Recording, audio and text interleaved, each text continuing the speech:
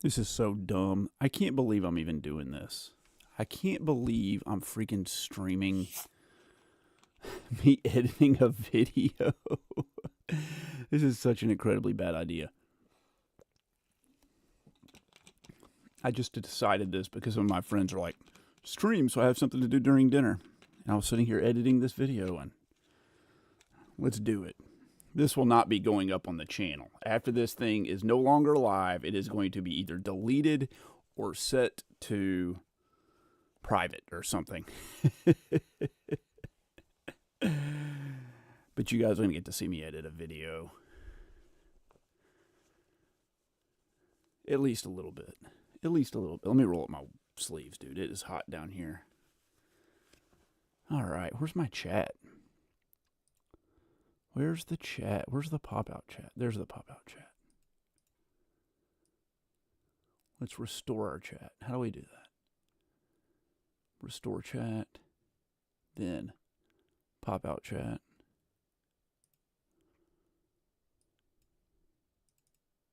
Yeah, I know. I can pin messages to the top. I'm super pumped about it. What's up, Lars? How's it going?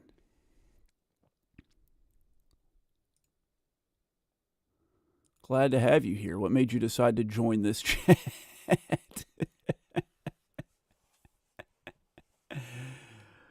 Okay, well, let's do this. You're going to bed? Okay. Thanks for coming to hang out. Natural doctrine. Japan loves their hard games. They're known for loving hard games more than we are here in the States. That's true. Let's do a cut right there.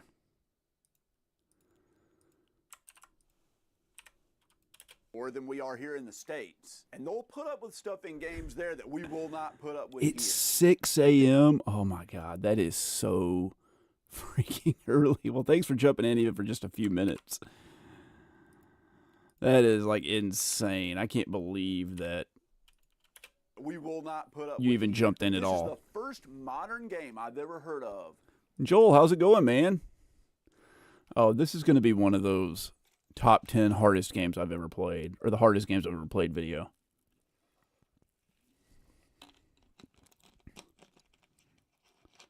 Oh, wow. That's a, I remember the university class days. With here. But this is the first modern game I've ever heard of when it came out in Japan that Japan considered it to be too difficult and they had to. So, if you guys don't know anything about the way I film videos, yeah, I don't have a script. I like made a list of the 10 games I thought about, and I literally just like pull them off the shelf, and then I start ranting, and you're going to get to see like the unedited rant. There's going to be some shmups. I'm kind of doing a JRPG right now. I'm in that part. I'm about halfway through editing the video. But man, it's like, let me see if I can get my, God, this thing's in a terrible spot. Sorry, my camera's usually set up to where I like look to the left, but I'm looking to the right now. Yeah, I don't use a script. So all this crap is just off the cuff, and I have to edit out so much crap. Every once in a while, I'll say something, and I'll be like, that isn't right. Like later, Never heard of. I'll say some like fact. I'll be thinking about one game, and I'll say something about another, and I have to like When it delete came that out whole in part. Japan, that Japan considered it to be too difficult and they had to patch the game to make it easier. I've never heard of when it came out in Japan that Japan It's like it came out in Japan, like that's awkward as crap. Like, that Japan considered it to be that Japan when it came out in Japan, that Japan. heard of when it came out in Japan that Japan considered. But I don't know what to say. I should have said like they considered it. But what's up, Retro Card Collector? How's it going, man? Good luck at university tomorrow, Lars. Appreciate you coming out, man.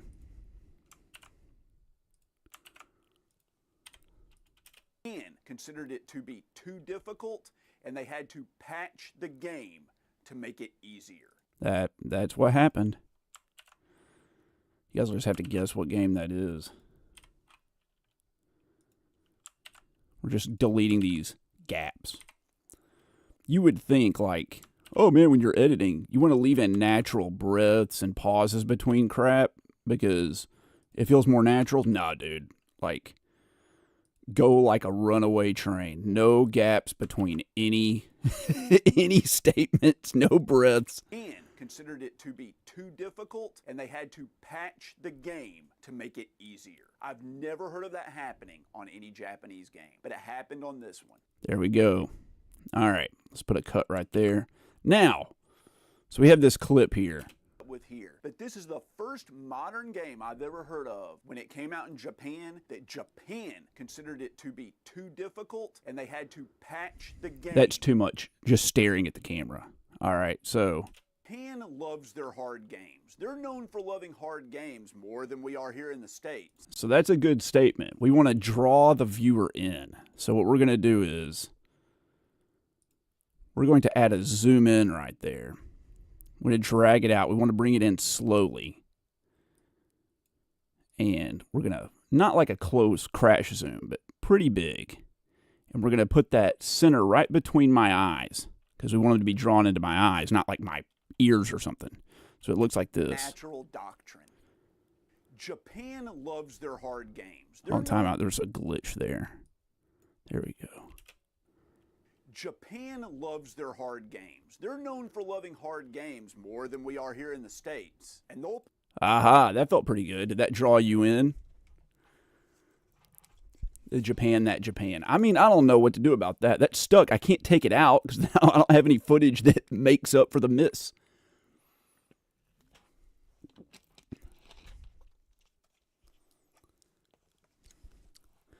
Yeah, I don't have much of a problem with not knowing what to say. It's just, I say so much good stuff, it's hard to edit it out. That we will not put up with here. But this is the first modern game I've ever heard of when it came out in Japan that Japan considered it to be too difficult. That phrase right there, you know what it needs? It needs to draw on the viewer. But let's do a quick draw in here. A little bit closer. Same thing, we want to zoom in, centered on our eyes.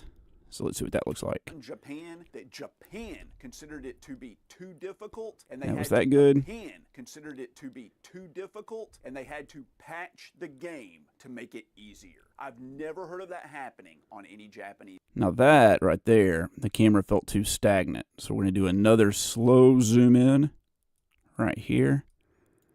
Bring that in a little bit closer. Now, will not put up with here. But this is the first modern game I've ever heard of when it came out in Japan that Japan... What can we do about this? When it came out in Japan, that Japan. Japan considered it out in Japan that Japan considered...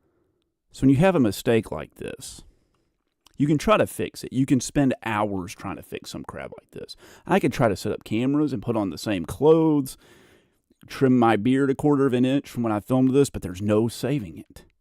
So what do, man? You embrace it. We're going to copy where I say that Japan. And we're going to emphasize my mistake. That Japan. That Japan. That Japan. That considered it maybe too much there.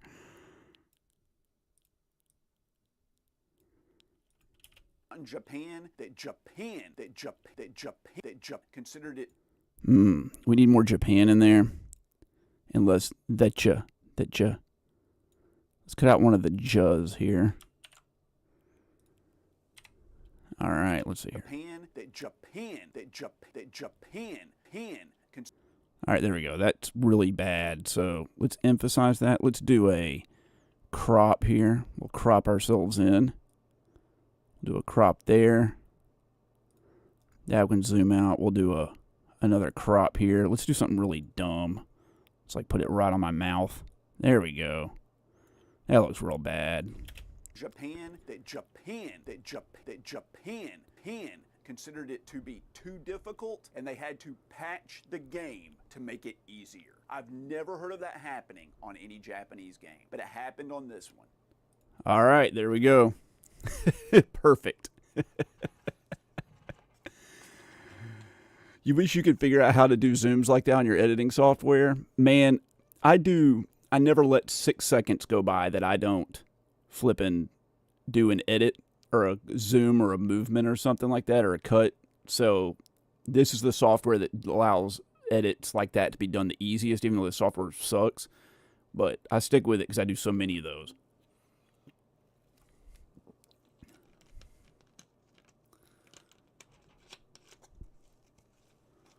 It's really bad. It's also hot. I'm going to take off this shirt.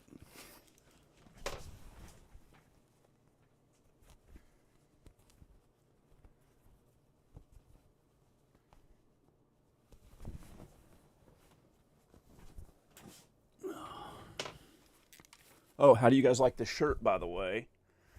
That's my first sponsorship deal from Into the AM. They sent me some clothes to try out, and I'm going to be hawking their goods for money later. Not hawking. That would be like selling their goods. Or selling them if I already owned them. I'd be endorsing them. They're pretty nice. All right, I already forgot what I was doing. Let's go back. Japan considered it to be too difficult, and they had to patch the game to make it easier. I don't like that this had to patch the game. I feel like that needs another zoom in there.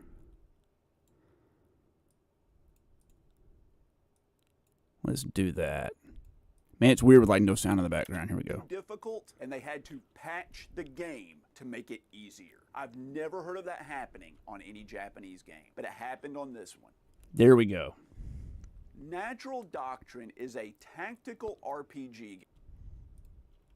Modern game I've ever heard of. When it came out in Japan, Japan considered it to be too difficult, and they had to patch the game to make it easier. I've never heard of that happening on any Japanese game, but it happened on this one. Now, something interesting here is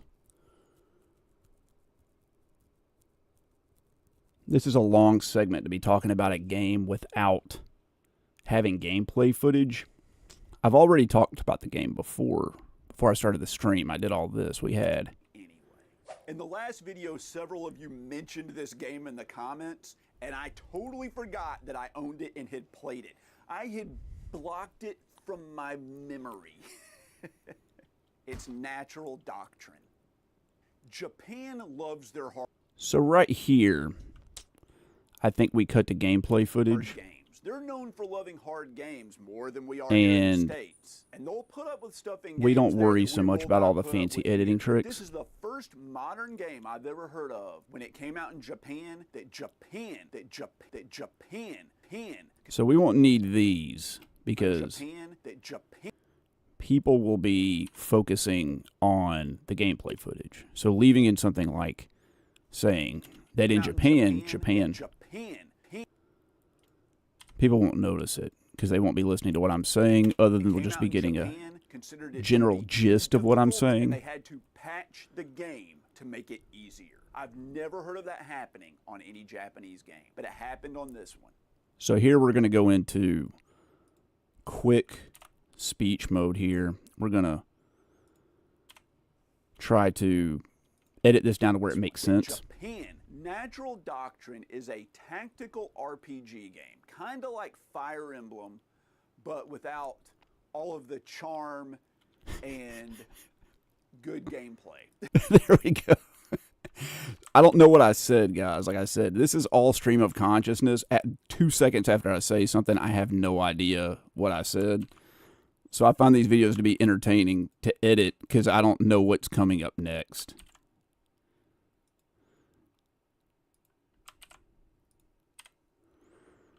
But we're just cutting out the gaps. You would think like I had these long pauses without all the charm and good gameplay. Like that was clever as I said it, but that's too long to stay on a statement like that.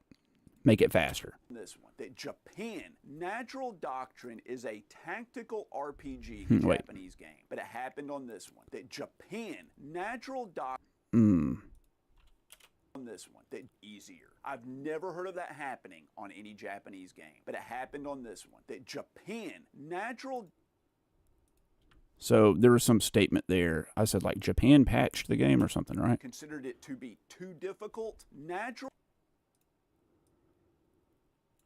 This is how long it takes to edit this crap. Considered it to be too difficult. And then what did I say after that?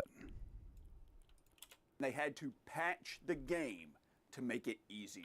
All right, no, we do need that statement. We do need to know that they patched the game because that's a rare occurrence in Japan. Let's cut out these little minor gaps here. Let's cut it out. Let's cut one out here.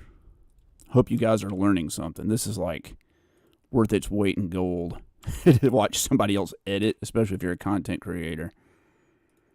But dude, you can spend like, I've spent 2 or 3 hours on like a 2-minute segment. This one, that Japan considered it to be too difficult, and they had to patch the game to make it easier. Natural Doctrine is a tactical RPG game, kind of like Fire Emblem, but without all of the charm and good gameplay.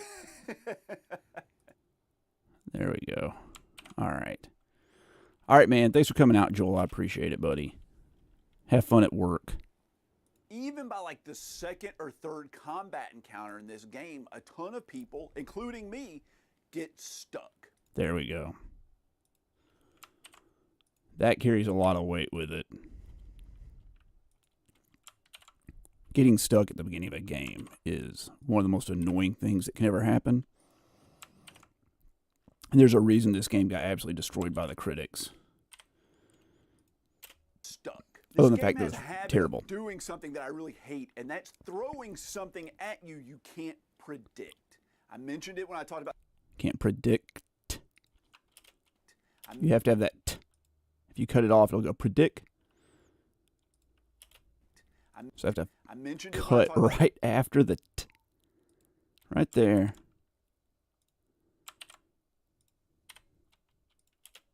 I mentioned it when I talked about Divinity Original Sin 2. You'll be in the middle of a combat encounter and you think you have the upper. I don't have to mention that I said that in Divinity Original Sin 2. The viewer doesn't care that I said that because I already said it earlier in the video. You'll be in the middle of a combat encounter and you think you have the upper hand, and then like a wall falls down and there's a tank behind it ready to just take you out. There we go. There's no tanks in the game. I don't know why the hell I said tank, but there you go. We'll leave that in there. Why are we leaving that in there? It does give a general gist of what it's like to play the game. There will be something behind the wall, but more importantly, we'll get 4 or 5 commenters that'll be like, there are no tanks in this game, and that boosts engagement. And then like a wall falls down and there's a tank behind it ready to just take you out. And there's no way you could predict that would happen. So I kind of already said that there's no way you could predict that would happen. Back here, I said something at you you can't predict. Can't predict. You could predict that would happen. There's no reason to have that again. Unless you've already done the combat counter before and failed and restarted it. But that is important to get to the. Unless you already failed. Hold on, the baby's crying. Let me look at the baby monitor. Baby, where's the baby on the baby monitor? The baby monitor was like facing the wall. Okay. She's just rolling around. The joys of parenting. That would happen. Like I have PTSD from worrying about the baby That would happen waking up. Because you've already done the combat counter before and failed and restarted it. And I don't like that in games. And this game is focused on doing that crap. There we go. Very true. The game is focused on doing that crap. See how that sounded? Happen unless you've already done the combat counter before and failed and restarted it. And I don't like that in games. And this game is focused on doing that crap. All right. Good enough. So we have 55 hours of footage left in this video, or not 55 hours, 55 minutes of footage to edit in this video. It started off at like 2.5 hours. Crap. The whole game is just really unfair. Do I need to say that? The enemies feel extremely overpowered and you feel underpowered pretty much the whole time. I think that saying the enemies are overpowered and you're underpowered carries with it the fact that the game is unfair. So do we need to really say that? Crap. The enemies feel extremely overpowered and you feel underpowered pretty much the whole time. The game is focused on doing that crap. I say crap too much. I just replace every profanity I want to say, which is a multitude of profanities, many of them very colorful, with saying crap and freak and flip. The whole time. The enemies will one-shot you constantly. True. The enemies get to take more turns than you do. That's true as well. String those together. How long is this? The enemies get to take more turns than you do, so it's hard to predict what to do with your characters and where to put them because the enemies will just chain attacks together. Yep. That was good. The flow of that was nice. But we need to cut out that breath. Nobody likes to hear breathing. If you have headphones on in a YouTube video and you hear somebody go, it sounds like they're dragging sandpaper directly across your eardrum. Characters and where to put them because the enemies will just chain attacks together. I should say jeepers. You're not wrong, Blood Axe. That'd be funny. When I was in high school, I used to say forking all the time. And you'll fail combat encounters over and over and over again that you need to retry over and over again and use trial and error. You'll fail combat encounters over and over and over again that you'll try over and over and over again. Over and over and over again that you need to retry over and over again and use trial and error to make any progress. That's awkward. I don't like that. That you need to retry over and over again and use trial. Hey, little girl, what's going on? Sorry, the daughter came down. What's going on?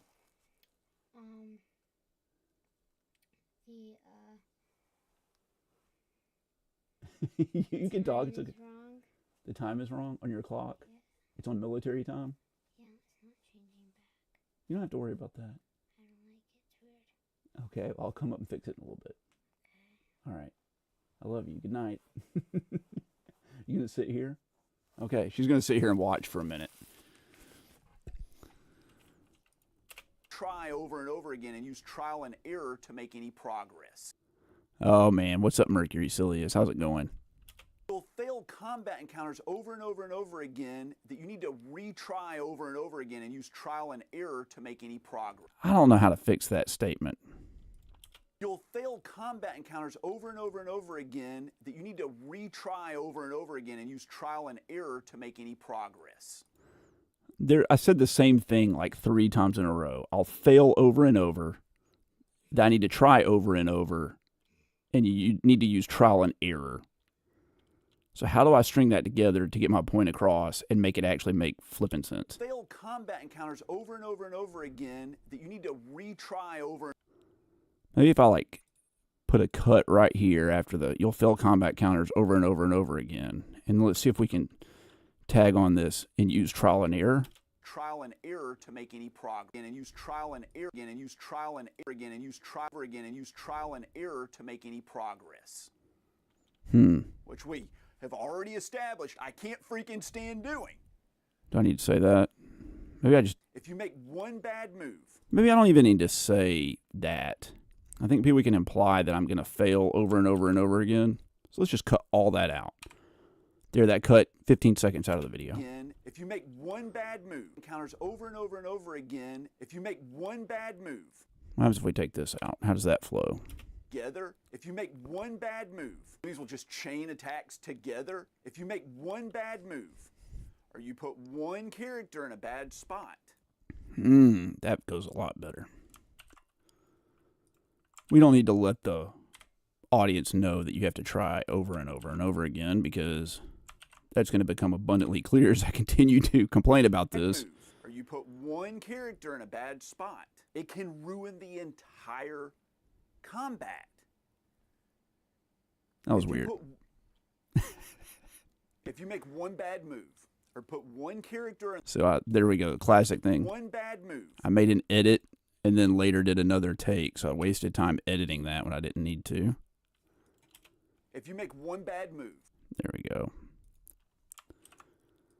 Everybody always talks about how the first take is always better. Not for me. If you make one bad move, or put one character in the wrong spot, or slightly in the enemy's view, because the game's about positioning and hiding, and having line of sight. Slightly in because the game's about positioning and slightly in the enemy's view. Or you are slightly in. Slightly in the enemy's view, because slightly in the enemy. Or slightly. There we go. All right. My or wasn't very loud. I didn't hear it. Boy, I bet this is rousing. Mike, how did you talk me into doing this? Or put one character in the wrong spot, or slightly in the enemy's view, because the game's about positioning and hiding, and having line of sight. You mess up one time, you're screwed. Yeah, there we go.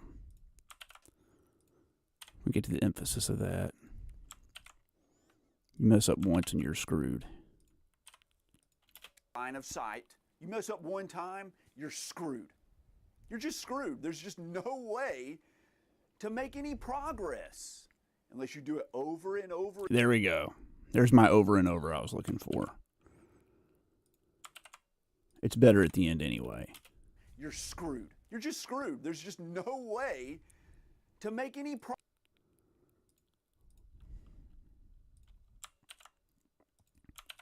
Are any of the people watching this content creators? I know Retrocard is if he's still in here.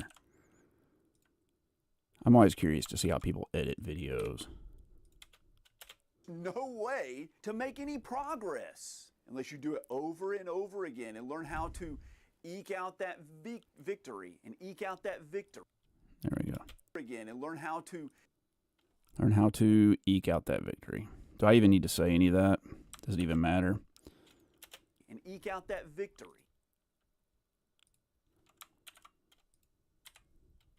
And then learn how to eke out that victory. I don't know if Mike is even in here. Why? Mike, this was all his idea, and he just didn't even freaking show up. He's like, I need you to stream so I have something to watch while I eat. Eke out that victory. Sometimes you have to know which enemy to kill first because they will one-shot your entire party, and there's no way to do that, like I said, unless you've already seen them do it before. There's no reason to say that a second time. Cut all that. It reminds me of that Tom Cruise. Oh, yeah, here we go. I do remember saying this. This is golden. This is a fantastic. That victory. It reminds me of that Tom Cruise and Emily Blunt movie. Edge of Tomorrow. That was a fine mistake. That was a true blunder. I messed that up, but we'll leave it in because I don't hide who I am. Cruise and Emily Blunt movie. Edge of Tomorrow, where Tom Cruise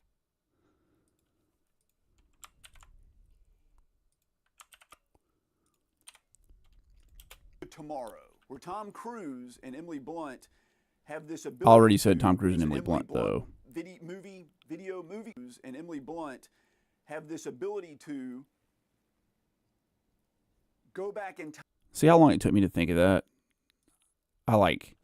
That was my brain coming up with 5 stamps. I have to leave the Tom Cruise and Emily Blunt again because Emily Blunt have this ability to. Because I didn't say they. If I'd said they, then I could have cut out Tom Cruise and Emily Blunt. Unfortunately, I did not have the foresight to do that while I was stream of consciousness filming this video.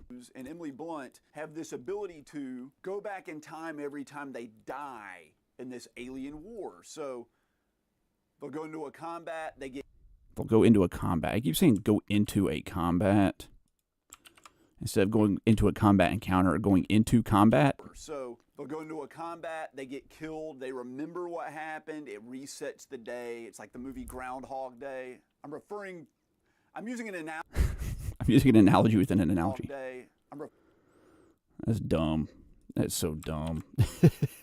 Let's leave it in there. It's so incredibly dumb. Day. I'm using an analogy inside another analogy. And they learn a little bit more.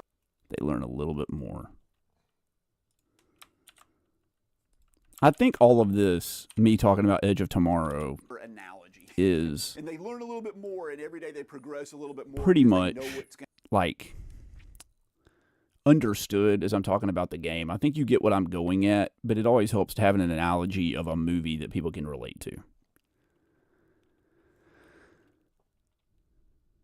Hi, man. Traditional high from Vladivostok. Planning to play the new Prince of Persia? Yeah, I'm going to play the new Prince of Persia. Man, everybody loves me in Vladivostok. It resets the day. It's like the movie Groundhog Day. I think I have a couple viewers from Vladivostok. Yeah, I'm going to get the Prince of Persia Metroidvania game, but I'm going to wait till it's like on sale for $20 or something. An analogy inside another analogy. And they learn a little bit more, and every day they progress a little bit more because they know what's going to happen. This game is like that. Yeah, there you go. That is what this game is like. They want you to trial and error the same flipping combat encounters over and over again, but there's an issue with that. I'm going to get to it in a second. This game is like that. You get a little bit further, and then you die, and you reset your save game. You get a little bit further, and then you die, and you reset your save game. You going to bed now? No. Okay. I was looking what the noise was. Oh. What was the A noise? little bit further. It's like that. It's my hard drive on my computer, I think. That. Back there. Oh, it's the air conditioner or the heater turning on. Here we go. Notice here, guys. Listen to this. That.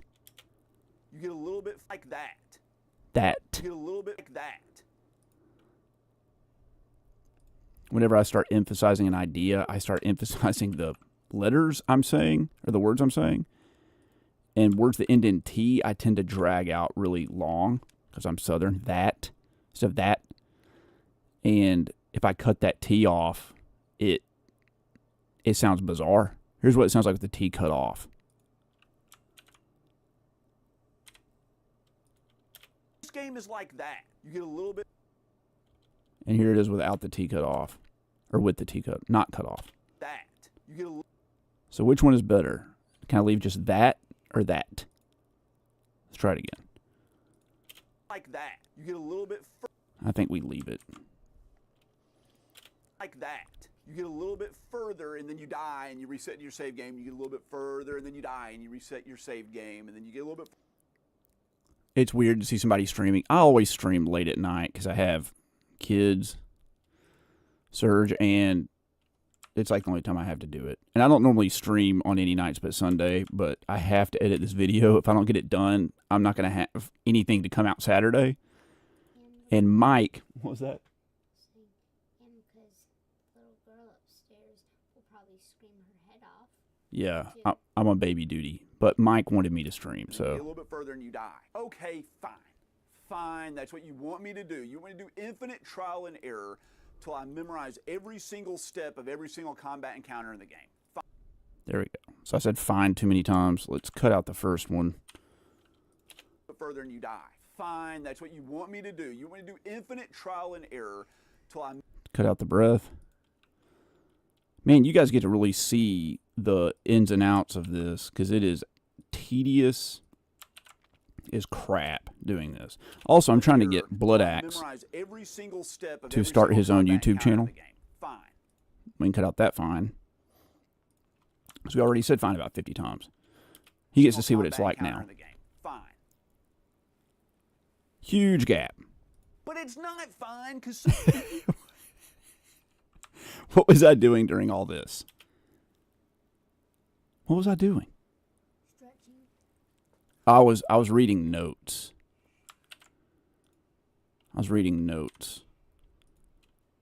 I think as I was writing down the names of the games, I was trying to write down a few things about them that I remembered that I wanted to hit on.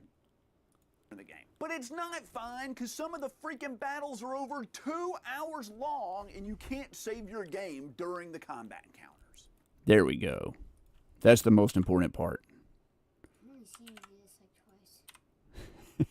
Combat encounters. Could you imagine playing a combat encounter where you can't make a single mistake at all for 2 hours and you get 1 hour and 55 minutes into it and you accidentally click in the wrong spot and an enemy spots you and wipes your whole party and you have to do it again? There we go. So that was all good delivery. There's nothing weird in there. So I'm just going to cut out all these gaps. to make it faster, mainly. Normal. Not normal. The way I was speaking before was only slightly abnormal, daughter. But this will cut out a little bit. We can knock out maybe 4 seconds here and give some more, I don't want to say urgency, but rather agency to that whole little rant we said there. Is this it? And you have to do it again. You have to do it again. There we go. We can cut a little bit off right there. Cut a little bit out right there. And then cut right there. So let's hear what it sounds like now. Imagine playing a combat encounter where you can't make a single mistake at all for 2 hours, and you get 1 hour and 55 minutes into it, and you accidentally click in the wrong spot, and an enemy spots you and wipes your whole party, and you have to do it again. See, like there were no breaths, there's no pauses. It's just like a long stream of words, but the human mind accepts that. If someone spoke like that in person, you'd be like, what the crap is wrong with this psychopath? Like, they don't have to breathe, they don't blink, they don't do anything. But on YouTube videos and short form content like this, you get used to it. And that's kind of like crazy to me. It's like that, there's like, I can't remember what it was. There's like a YouTube video where it just flashes one word on the screen at a time, and you can read like 650 words a minute. As long as you don't have to move your eyes, you can read like infinitely fast. It's kind of like that when you listen on YouTube. My face is really bright on here. I know my face is bright on here, dude. Here, let's turn this down. Oh God, that's the wrong way. That's really orange here. There we go. My face is really bright in this video. I'm sure it's going to be bright in this video. Maybe we'll color correct it. And an enemy spots you and wipes your whole party. Yeah, I know my face is really bright, but that's just the way it is.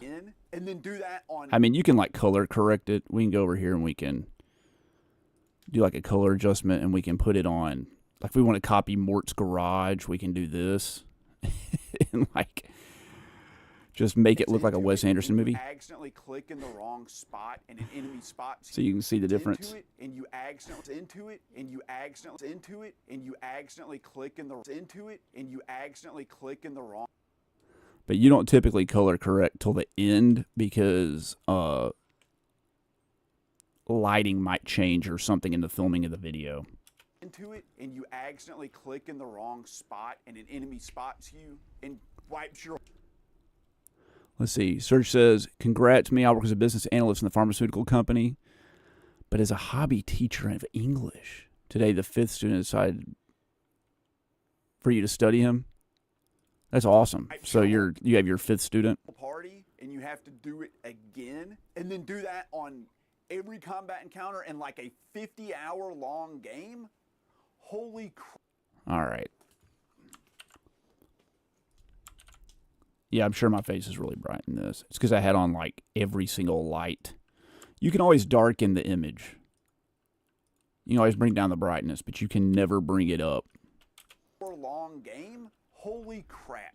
That is so unreasonable to ask of anyone. I don't need to say the holy crap. I can just say it's so unreasonable. Game? That is so unreasonable to ask of anyone. That is so unreasonable. Why would they design it? I like that set. Which do we like better? We like the... So unreasonable to ask of anyone. That is so unreasonable. I like the second one better because it flows better into the next statement. And you have to analyze like every word you say in these. That is so unreasonable. Why would they design a game like that? And the truth is, they said they designed this game to just be extra tough. That's true. They did do that.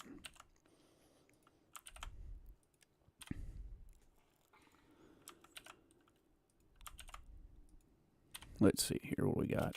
To just be extra tough. They just made a game for the people that are masochistic and want to hurt themselves. That's what a masochist would be, by the way. In case you didn't know, is someone that likes to hurt themselves. I don't know why I said it twice, but it was funny to re-emphasize it. You always want to end on like a joke or some sort of inspirational statement or a laugh or something. Masochistic and want to hurt themselves. That's good. I like that. Let's get something to drink. Is it unreasonable? It is unreasonable as can be. This game is unreasonable.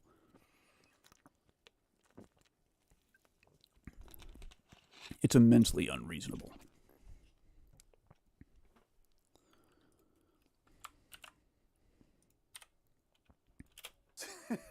The game is built around this stupid mechanic where when you use certain skills... That where? Do we need that? Mechanic where when you use certain... See, now you would think you would need an article between this stupid mechanic and when you use, because you would in normal speech. Watch what happens when you cut it out in a YouTube video. You won't even notice. Stupid mechanic when you use certain skills. Like, it just works. Like, it doesn't make any sense in terms of syntax, but... Mechanic when you use certain skills near your... The game is built around this stupid mechanic when you use certain skills near your allies. Okay. Sorry, my daughter was sneaking by. She doesn't really want to be on camera. She likes to flirt with the idea of being on camera. Certain skills near your allies, it activates their attacks. Uh-oh, the baby's crying. That's what she's doing. Babies have these like weird sleep cycles where as they go into rapid eye movement and deep sleep around 45 minutes after they first doze off, they wake themselves up. And you can like 45 minutes after the baby goes down, there's about a 98% chance she'll wake up for a few minutes. And you just pray. There's a 98% chance she'll wake up, and then about a 75% chance she'll go back to sleep, and then a 25% chance like your whole night is shot, and you got to go up there and like sit with her and pat her for like 4.5 hours. Certain skills near your allies, it activates their attacks. So character A uses their fireball, character B has a fireball affinity, so they also shoot a fireball at the target. But if that happens, character B loses their turn. There's my like classic university teaching talk where I say character A and character B and stuff. I could just say like the knight and the rogue, but for some reason I had to turn it into a flipping algebra equation. There's nothing we can do about it now. We're just going to leave in the what happens if character A shoots a fireball near character B who happens to have a fireball affinity. But if that happens, character B loses their turn. Loses his or her turn, sexist. There we go. Character B loses their turn. So a lot of times you'll use an ability. And sometimes, like, you get done editing all this stuff, and you're like, that all made sense. And then you listen to the whole segment, and you're like, good God, dude, I rambled on for 5 minutes about nothing. So a lot of times you'll you end up deleting half of what you did. What did I say? An ability with a character, it will activate. So a lot of times you'll use an ability with one character. There we go. Cut that out. How long is this video right now? We're down to 53 minutes. I would love to get this whole video down to about 35 minutes. So a lot of times you'll use an ability with one character, and it will accidentally activate the abilities of the characters around them, and then you can't move those characters out of the way, and they get killed. There you go.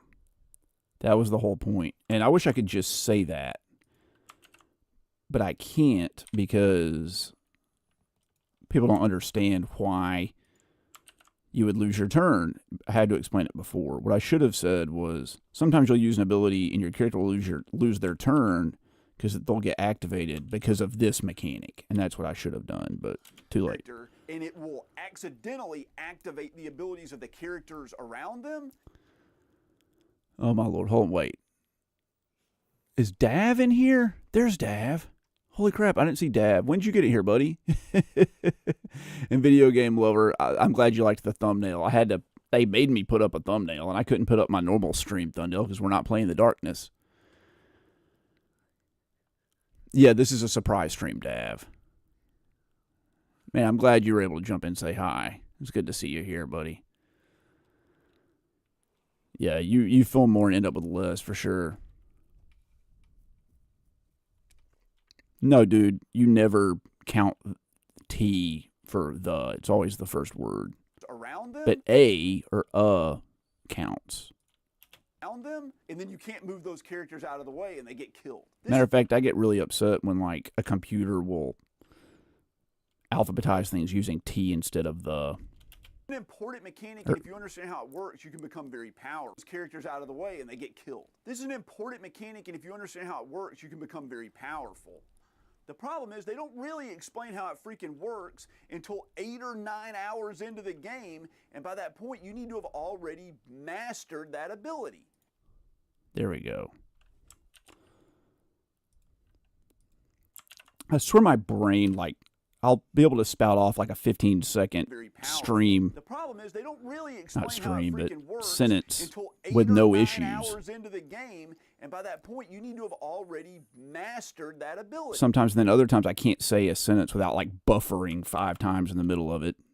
You can become very powerful. The problem is they don't really explain and they get killed. This is an important characters around them, and then you can't move those characters out of the way and they get killed. This is an important mechanic, and if you understand how it works, you can become very powerful. The problem is they don't really explain how it freaking works until 8 or 9 hours into the game, and by that point, you need to have already mastered that ability.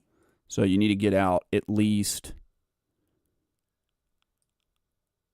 187 words a minute. So you need to like keep tab. So we have a rhythm of Become very 1 E powerful. and a 2 E The and a problem 3 is E they and a don't 4 E really and a explain 2. how it freaking works until 8 or 9 hours into the game. It's a And by pretty that point, good you need to have already mastered that ability. speed. And your enemies also have that ability, and that's why it feels like they get to take multiple turns in a row. An enemy will just go off and chain all of their attacks. There we go. I naturally speak really quickly. I mean, I feel like I'm speaking really slowly now, but living down here in the South, people all the time tell me, they're like, why are you speaking so fast? Go off and chain all of their. I can cut that gap between off and chain. People do that to me too. Well, you did learn to speak Go off and from me. chain all of their attacks from all their characters in just one go and wipe you. And it's like hard to know that they're going to be able to do that. You need to have a preternatural ability. I said preternatural. That's correct in American English. However, Americans don't say preternatural very often. Typically, when you hear that word done, it's done by someone from other English-speaking countries like England or South Africa, and they say preternatural. In just one go and wipe you. And it's like hard to know that they're going to be able to do that. You need to have a preternatural ability Buffering. to know what's going to happen or understand the stats and affinities of every enemy of every single combat encounter. There you go. I don't know that I've ever said the word preternatural in my entire life. That might have been the first time. Ability to know what's going to happen. Predator Natural. The game I'm talking about is Natural Doctrine, Dav. You get that all the time because you're Welsh. No, none of the Welsh people think I talk super fast. Dude, I've been watching Welcome to Wrexham, which, you know, is the Ryan Reynolds and Rob McElhenney's football team that they bought in Wrexham, Wales. And they subtitle all of the Welsh speakers because they're like, Americans won't be able to understand. I can understand them no problem. But I let my mother-in-law watch a couple episodes, and she said she could not understand a single word that was said. natural ability to know what's going to happen or understand the stats in a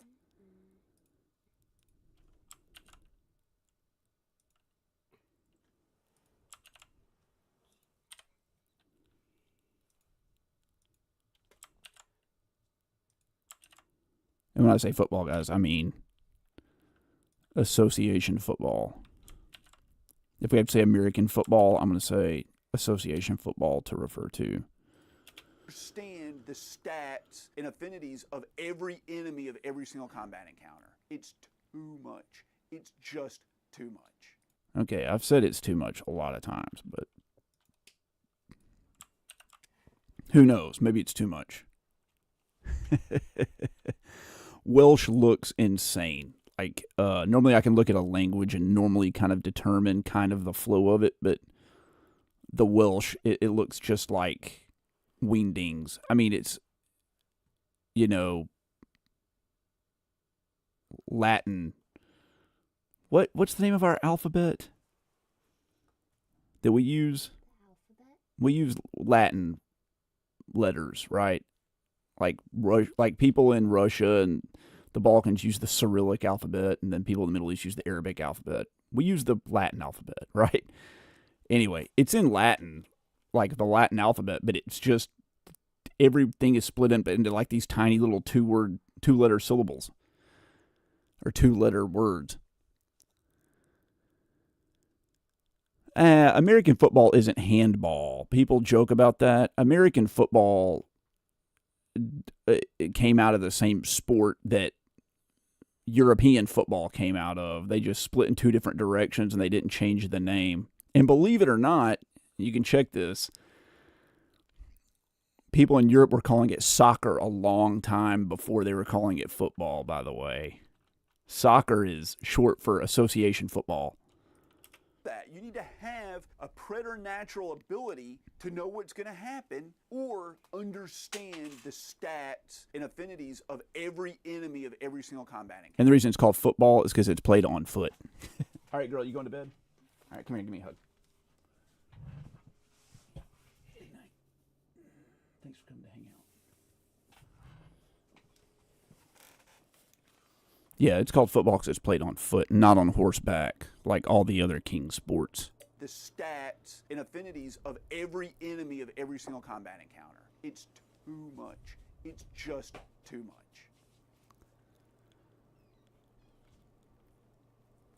There's a reason everybody freaking hates this game. Not everybody. If you're an expert and all you play are tactical RPGs, so this is like an outro here for this game, this segment. So we have to decide if we want to include this over the gameplay footage or if we want this to be after the gameplay footage. There's a reason everybody freaking hates this game. Not everybody. Of course, there are people online that are like, it's not that hard. This game's really easy. You just have to learn how to do it. And I'm sitting here thinking, like, did I just insult a bunch of people? Do I need to cut this out? If you're an expert and all you play are tactical RPGs, then you're one of those people that they made this game for. Do I need to even say that first part? If you're an expert and all you play are tactical... All right, I think we can cut out this whole segment right here. It doesn't really take us anywhere. It's just spinning our wheels in the mud when we say that. Too much. If you're an expert and all you play are tactical RPGs, then you're one of those people that they made this game for. Hopefully I've said something after this like, but I'm not one of those people, but I may not have done it. We'll see. I don't remember what I said. I filmed this video 5 days ago, which might as well have been like 15 years ago. It's like a bunch of people sitting around that are professional runners trying to qualify for the Olympics, and they're complaining that their 100-meter dash is 1/1000th of a second slower than it was a month ago. And everybody's like, well, just train more. You don't realize that not everybody can freaking do that. Not everybody can just beat this game. We don't have the skills. We haven't spent a lifetime working on it. I play tons of different games and lots of different genres. See that whole like crap the Olympians, that doesn't do anything. Does that build my argument? No, it makes me sound like I'm bitching about everything. The skills, we haven't spent a lifetime working on it. I play tons of Obviously I'm angry and upset at this game, but I don't want to sound like I'm being unfairly harsh for the sake of doing it. I play tons of different games and lots of different genres. I don't have the time and I don't want to devote my life to perfecting this one freaking game. There we go. That got the whole point across without sounding too contentious. We can delete that whole segment there. What does that put us down to? Oh man, that cut out half a minute. Different genres. I don't have the time and I... You get the speedrun rate. I mean, yeah, it makes sense. Like I don't say anything that doesn't make sense. I don't say anything I don't really mean, but it comes across weird to say something like that. I've already had 4 analogies in the description of this one game. I don't need to keep doing that. I like to use analogies to explain things to people because it puts it in a context that's familiar to them. But sometimes you just have to buckle down and say what you're going to mean without having to use alliteration or allegory. And I don't mean alliteration. Little old lady got mutilated late last night. Allegory or metaphor. Or, as I am prone to do, I can't remember the word. It doesn't matter. I don't have the time and I don't want to devote my life to perfecting this one freaking game.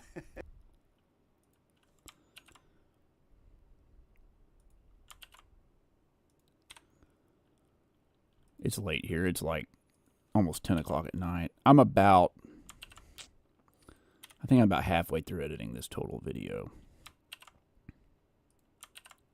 And since this stream has started, you guys have watched me edit about Genres. 25% of the segments of one And I game. don't want to devote my life to perfecting. All right, Mike, you're welcome. I'm glad I could jump in here and entertain you, and now I'm like on the hook to keep. I'm just going to keep streaming until I'm done editing. But when this is over, the video is gone. You're not going to be able to go back and watch this. So you're never going to know how much crap I talked about you. Perfecting this one freaking game. And that's what the game asks of you. It's so unreasonable. I've said unreasonable about 4,000 times. I don't need to say it again. It's so unreasonable. And people hate it for a reason. And they're not wrong. There we go. That's better. People hate it for a reason and they're not wrong. I said you always want to end on something positive. Asks of you. And people hate it for a reason. Asks of you. And people I cut off you here. of you. And people hate it for a reason. And they're not wrong. Okay. So, Made this game for. I think right here, One of those people that they're tactical RPGs, then you're one of those. It's just too much. right here is where we're going to end the gameplay footage. And all this right here, from here to there, is going to be And they're not wrong. our transition out of this game and into the next one. So, let's zhuzh this up a little bit. We don't want to just be sitting here talking.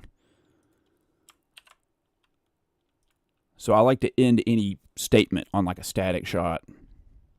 For a reason. And they're not wrong. So let's put some motion before that. Let's zoom in here. Let's do a little bit of this business right here. Let's keep our eyes in the center. So it's going to look like this. And people hate it for a reason. And they're not wrong. There we go. You don't want to have 2 zooms in a row. So let's see what we say here. Perfecting this one freaking game. And that's what the game have the time. And I don't want to devote my life to. There we go. That's an interesting one. I'm trying to draw you in to make you sympathize and empathize with me. So let's add a zoom here to draw the viewer in or feel like they're being drawn in. So I'm more relatable to them, right? Genres. I don't have the time and I don't want to devote my life to perfecting this one freaking game There we go. What about this? that they made this game for. One of those people that they made this game All right. expert and all you play are tactical RPGs, then you're one of those people that they made this game for. Too much. It's just too much. So, all right. There we go. Now, it's time to bring in our gameplay capture. And by gameplay capture, I mean the trailer for this game that I stole off of YouTube. Because I did not have a YouTube channel when there it is. I did not have a YouTube channel when I played this game. I played it many years ago. So this is where we're at. This is all the edits. This is what edits look like here. And this is what the unedited footage looks like. We're making progress. We're getting there. All right. Let's zoom in a little bit. Where does Natural Doctrine start? Man, this is a long clip. Natural Doctrine. I think that the flipping stupid trailer's not going to be long enough to cover all that crap I said. It's definitely not. Okay, so we're going to cut out the audio of the trailer because I don't want to get copyright struck. Jesus. Okay, there's a lot here. There's a lot here. So this is how long we have to work with here for our trailer. And this is the content we have to put over that. That's right. Where is it? Here? Oh my God. I hate this editing program. Where are we? Right here. Here's the cut. Much. It's just too much. Right here. So right here to right here. Let's drag this bad boy up and let's put it right there. Now, so I also don't get a copyright strike. And because I spent all this time looking at the camera, we're going to put me in the corner, have my face in the footage. And what a crappy trailer. Look at this, dude. They start with like single player, multiplayer. And then, where's that font? Crossplay between all these consoles nobody wants to play on. We're going to cut the beginning of the trailer off, sadly, because we don't want to have all this friggin' branding at the beginning of it. You can't just have it go straight into it right here. Doctrine. Japan. Weird. So what we're going to do is we're going to do a fade in right here.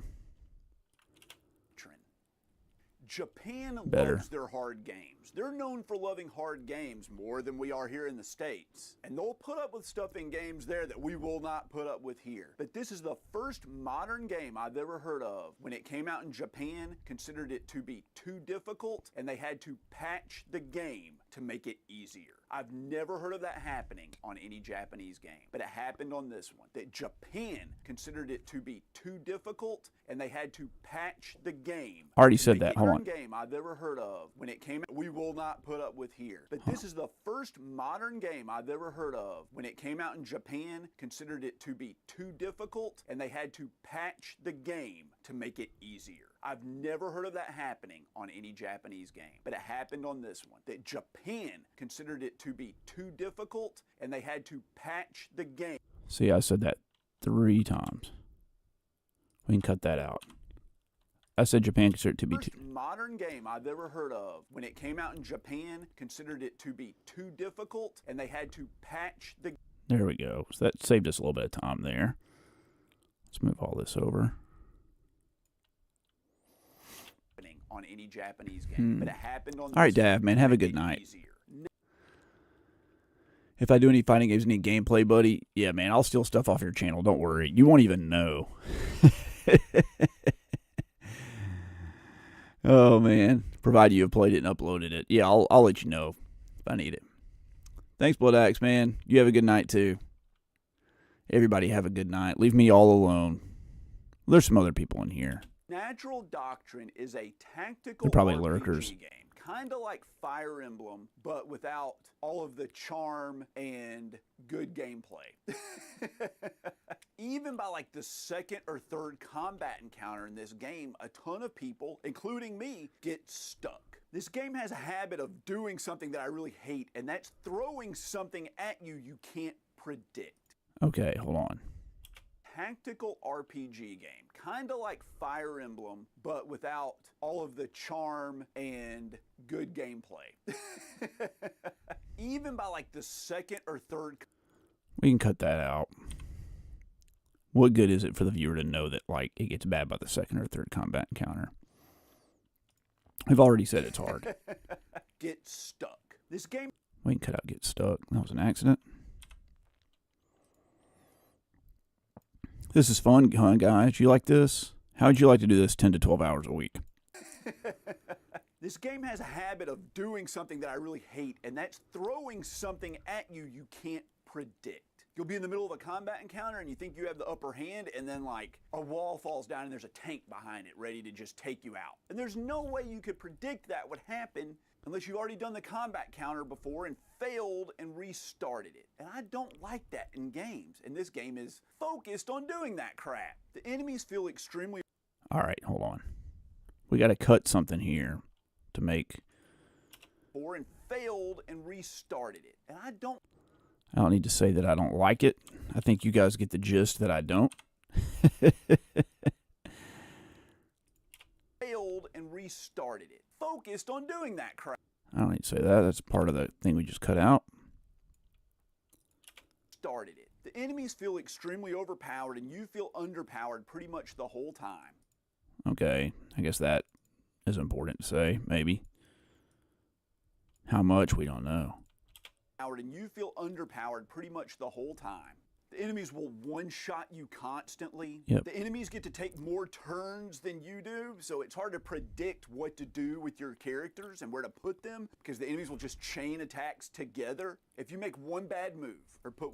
Do I need to say that they chain attacks together? More turns than you do, so it's hard to predict what to do with your characters and where to put them, because the enemies will just chain... I don't need to say they'll chain, because I just said that they'll take multiple turns in a row, and we later on say that they chain stuff together.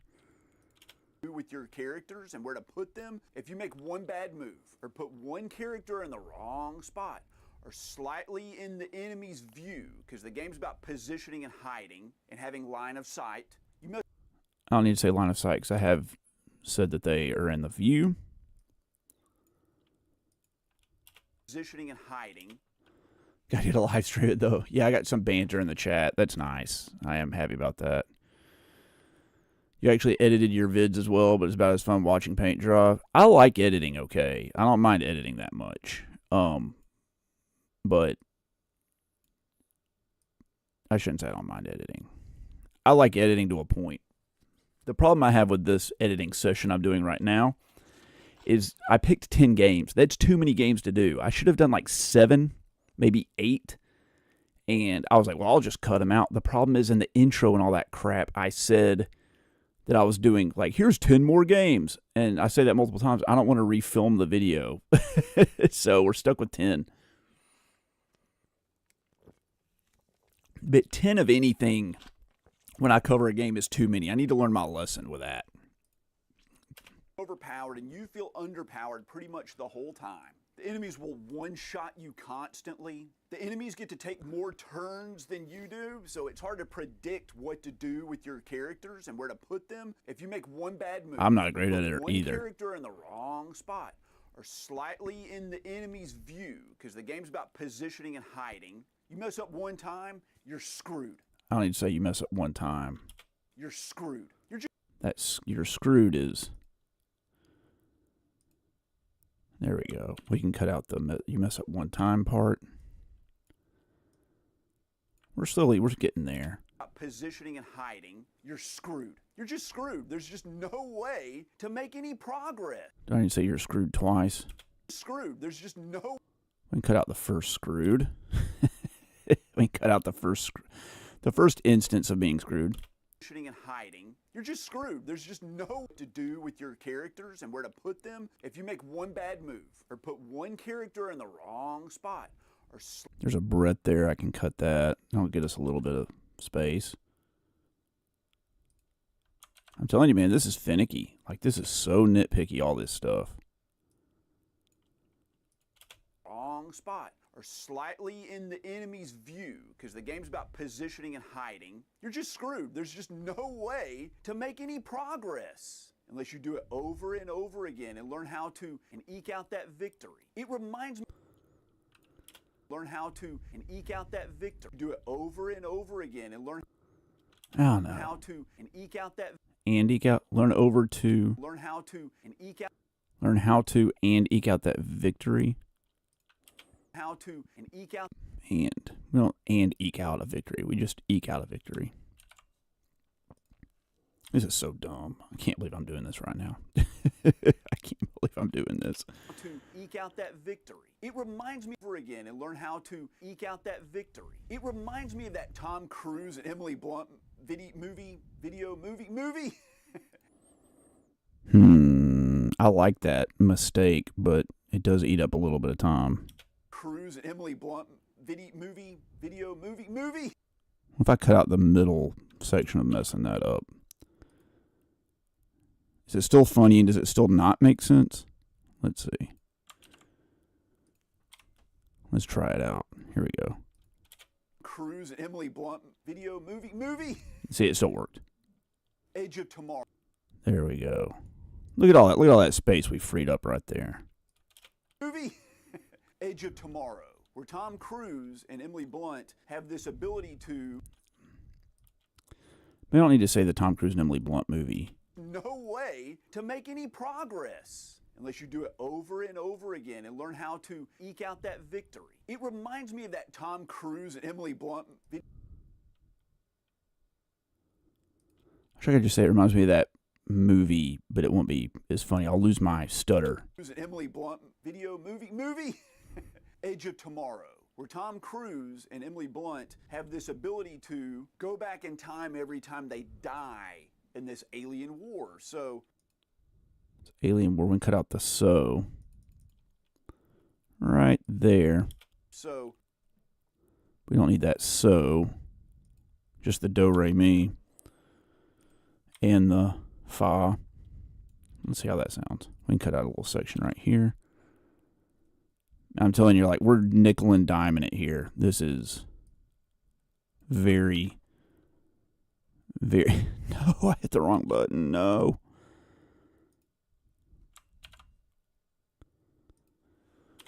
Cut in this software is Control B, and that's a big stretch. And, man, I get, like, hand cramps from it. In this alien war, they'll go into a combat, they get killed, they remember what happened, it resets the day. It's like the movie Groundhog Day. I could probably cut all the crap with Groundhog Day, but I like the analogy in an analogy. Groundhog Day. I'm using an analogy inside another analogy. And they learn a little bit more, and every day they progress a little bit more because they know what's going to happen. They learn a little bit more, and every day they progress. We can cut out, they learn a little bit more because we say, and every day they progress a little bit more.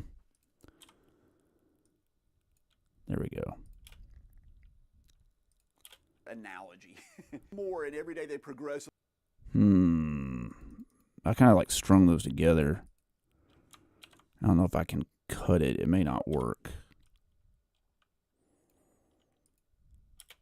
More, and every day they progress. More, and every day they progress a little. It's like. More, and every day they.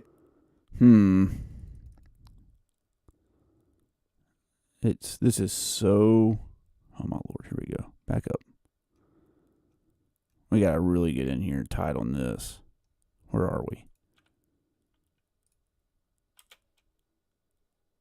A little bit more because they know what's going to happen. I am so zoomed in, the game, or the software's like crashing on me. I can't even find my, where is it? Is it right here? And every day they progress. Is it right here? And every day they progress. And every day they progress a little. Right there? Is that it? Because I blurred those two standards together. They learn a bit more, and every day they progress a little bit more. There's like no breadth between those, so cutting that might not work very well. Let's see. Oh, man, my computer's lagging hard, dude. Oh, man, come on. Don't do this to me. Let's save. Save now. Save. Do that 2 or 3 times. There we go. Let's zoom out. I'm zooming in too much. Like, the computer does not like that. It is very upset that you're overloading it with too much data. Where are we? Every day they progress a little bit more because they analogy. Every day they progress a little bit more because they know what's going to happen. All right, that made sense, kind of. Let's see what we're at now. Oh, we're so close, man.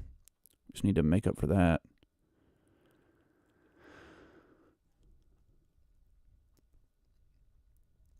I thought it was a good movie. I only saw it the one time. This game is like that. You get a little bit further, and then you die, and you reset your save game. You get a little bit further, and then you die, and you reset your save game. Maybe we can. Like that. You get a little. Maybe we cut right here on the gameplay footage. Maybe we drag this to right here.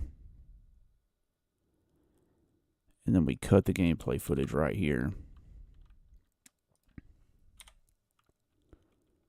That put us back up over 49 minutes on the video. Let's see how that feels. Know what's going to happen. This game is like that. You get a little bit further, and then you die. Uh-oh. Let's take it out of picture-in-picture. Here we go. Is like that. You get a little bit further, and then you die, and you reset your save game. You get a little bit further, and then you die, and you reset your save game, and then you get a little bit further, and you die. If you're an expert and all you play are tactical RPGs. All right. Let's do a zoom on this to just put some motion in there. Here we go. Perfect. Let's do a fade out on that. Game is like that. You get a little bit further, and then you die, and you reset your save game. You get a little bit further, and then you die, and you reset your save game, and then you get a little bit further, and you die. If you're an expert and all you play are tactical RPGs, then you're one of those people that they made this game for. Want me to do. Oh, crap. I lost a... What is this? What is this? Fine, that's what you want me to do. You want to do infinite trial and error. You get a little bit further, and then you die, and you reset your save game. You get a little bit further, and then you die, and you reset your save game, and then you get a little bit further, and you die. All right, I think this goes back here. And then you get a little bit further, and you die. Fine, that's what you want me to do. You want to do infinite trial and error. If you're an expert... Is there more? Did I lose some more? Oh, my God. Oh, my God. Look at all that. Holy jeez. Okay, this is Disastersville. Step of every single combat. Uh-oh. We've made a critical error, guys. Oh, Lord. Okay. Happen. This game is like that. You get a little bit further, and then you die, and you need to do. You want to do infinite trial and error till I memorize every single step of every single combat encounter in the game. But it's not fine, because some of the freaking battles are over 2 hours long, and you can't save your game during the combat encounters. Could you imagine playing a combat encounter where you can't make a single mistake at all for 2 hours, and you get 1 hour and 55 minutes Good Lord. into it? B has a fireball affinity, so they also shoot a fireball at the target. Oh my God. If that happens, character 9 hours into the game, and by that point you need to have already mastered that ability in your view. And it's like hard to know that they're going to be able to do that. You need to have different games and lots of different genres. Jeez, okay. I don't have the time, and I don't want to devote my life to perfecting this one freaking game. And that's what the game asks of you. And people hate it for a reason, and they're not wrong. Jeez, I forgot there was all that we edited. Holy crap. Here's how long the natural doctrine section is. Like from here to here. That's a lot. That's like twice as long as some of the other sections. Man. What do we do about that? Because this trailer is only like 2 minutes long. And the game's not that interesting, really. Games there that we will not put up with here. But this is the first modern game I've ever heard of. When it came out in Japan, considered it to be too difficult, and they had to patch the game to make it easier. I've never heard of that happening on any Japanese game, but it happened on this one to make it easier. All right, so we're going to have to do some hard cuts here. Easier. I've never heard of that happening on any Japanese game, but it happened on this one to make it easier. Natural. I've never heard that happen on any Japanese game. Happening on any Japanese game, but it happened on this one to make it easier. We can cut out it happened here and to make it easier. Let's see. On any Japanese game. Natural Doctrine is a tactical RPG game, kind of like Fire Emblem, but without all of the charm and good gameplay. This game has a habit of doing something that I really hate, and that's throwing something at you you can't predict. Okay, I think we can cut out the stuff about Fire Emblem. Tactical RPG game, We can cut that out, even though I like the joke about, like it's, oh, the baby's crying. But without all of the charm and good gameplay. Oh no, the baby's crying. No, baby. No, baby, don't cry. Go back to sleep, please. Please go back to sleep. Oh no, she's rolling over. Uh-oh, eyes are open. She's looking up at the camera.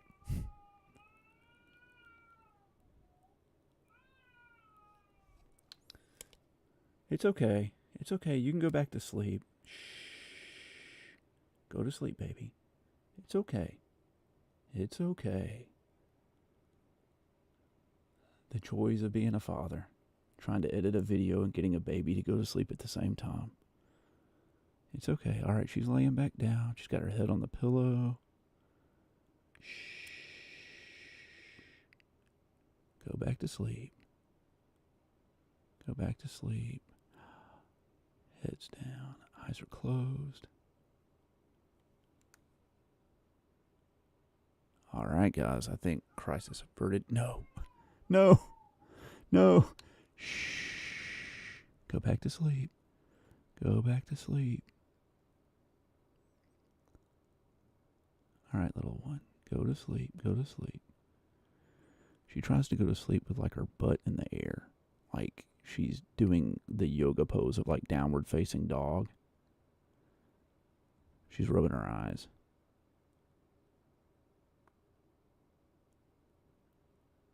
Okay. There we go. Where were we? This game has a habit of doing something that I really hate, and that's throwing something at you you can't predict. You'll be in the middle of a combat encounter and you think you have the upper hand, and then like a wall falls down and there's a tank behind it ready to just take you out. And there's no way you could predict that would happen unless you've already done the combat counter before and failed and restarted it. The enemies feel extreme. All right, so that's good. We have to say that. That's integral to why I get mad at this game.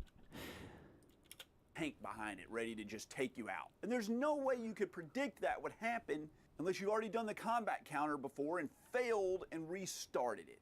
Okay. You feel underpowered pretty much the whole time. The enemies will one-shot you constantly. The enemies get to take more turns than you do, so it's hard to predict what to do with your characters and where to put them. One bad move, or put one character with your characters and where to put them. If you make one bad move, or put one character in the wrong spot, or slightly in the enemy's view, because the game's about positioning and hiding, you're just screwed. There's just no way to make any progress unless you do it over and over again and learn how to eke out that victory. It reminds over and over. I don't think we need to say do it over and over again. Progress unless you do it. Because we already said that. We emphasized that once. Bad move. Or you put. If you make one bad move. All right. I like that. You have to say that if you make one bad move. So it's hard to predict what to do with your characters and where to put them. You feel underpowered pretty much the whole time. The enemies will one-shot you constantly. The enemies get to take more turns. Yeah, dude, this game is terrible. It is absolutely atrocious. Many people consider it to be one of the worst tactical RPGs ever made. Let's cut out all that and just see how this plays right here. We got to, like, find minutes of space. Or failed and restarted it. The enemies get to take more turns than you do, so it's hard to predict what to do with your characters and where to put them. If you make one bad move, or put one character in the wrong spot, or slightly in the enemy's view. I think if we can cut out this wrong spot, because slightly in the enemy's view is part of that. Predict what to do with your characters and where to put them. If you make one bad move, or slightly in the enemy's view, because the game's about positioning and hiding, you're just screwed. There's just no way to make any hard to predict what to do with your characters and where to put them. If you make one bad move, or slightly in the enemy's view, because the game's about positioning and hiding, you're just screwed. Well, we can cut out. And where to put them. If you make one, just no way to make any. We can cut that whole statement out right there. Man, this is like hard editing. And where to put them. If you make one bad move, you're just screwed. There's just no way to make any progress. Reminds me of that Tom Cruise and Emily Blunt movie Edge of Tomorrow, where Tom Cruise and Emily Blunt have this ability to go back in time every time they die in this alien war. I mean, I like that analogy of that movie. I think that sums up what this game is really like. Progress. It reminds me of that Tom Cruise and Emily Blunt movie Edge of Tomorrow, where Tom Cruise and Emily Blunt have this ability to go back in time every time they die in this alien war. They'll go into a combat, they get killed, they remember what happened, it resets the day. It's like the movie Groundhog Day. I like the analogy within an analogy thing too, but It's like the movie Groundhog Day. I'm using an analogy. RNG, oh my god. Are you my doppelganger?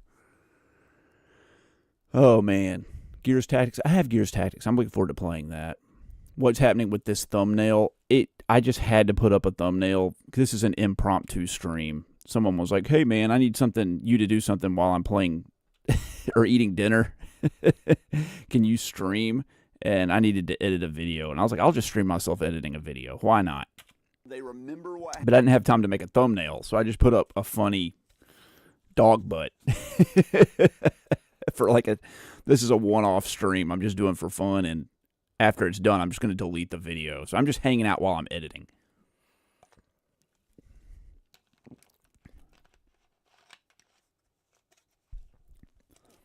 Oh, really? I'm glad I was there first. My channel's only about 1.5 years old, though. Remember what happened, it resets the day. It's like the movie Groundhog Day. I'm using an analogy inside another analogy. Every day they progress a little bit more because they know what's going to happen. There, I mean, that sums up what's going to happen. There we go. This game is like that. You get a little. There's the. We'll delete the tuh. We'll just get by without the tuh. Oh my god, dude. We gotta make room for all this crap. Holy jeez. Okay. There's no way. There's no way we're gonna be able to get all this in there. Let's see. Nope.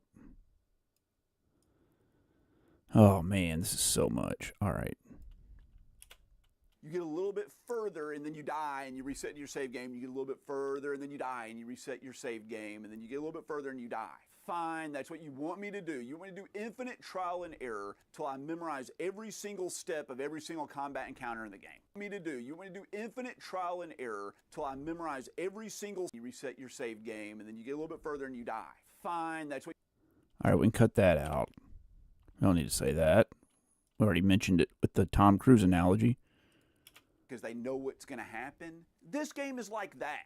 Fine, that's what you want me to do. You want me to do infinite trial and error till I memorize every single step of inside another analogy. Every day they progress a little bit more because they know what's going to happen. This game is like that. Fine. I don't like the like that. I need the t. That. That. It's so picky. That. Like that. Fine, that's what you want me to do. Right there. Boom. This can go here.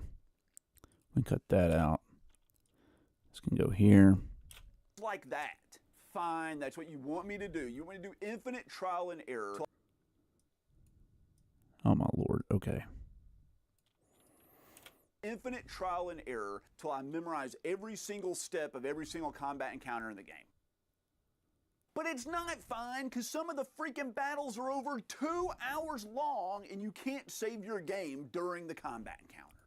I mean, that's like the whole crux of the deal, right? That's the whole reason this game made that list. Long and you can't save your game during the combat encounters. Imagine playing a combat encounter where you can't make a single mistake at all for 2 hours and you get 1 hour and 55 minutes into it. In the wrong spot.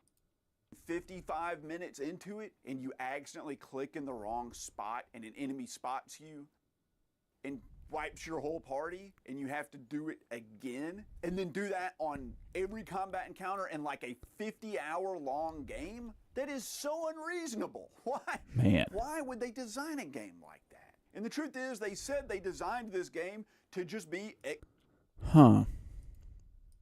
save your game during the combat encounters. If I like cut to where that I say it's just unreasonable.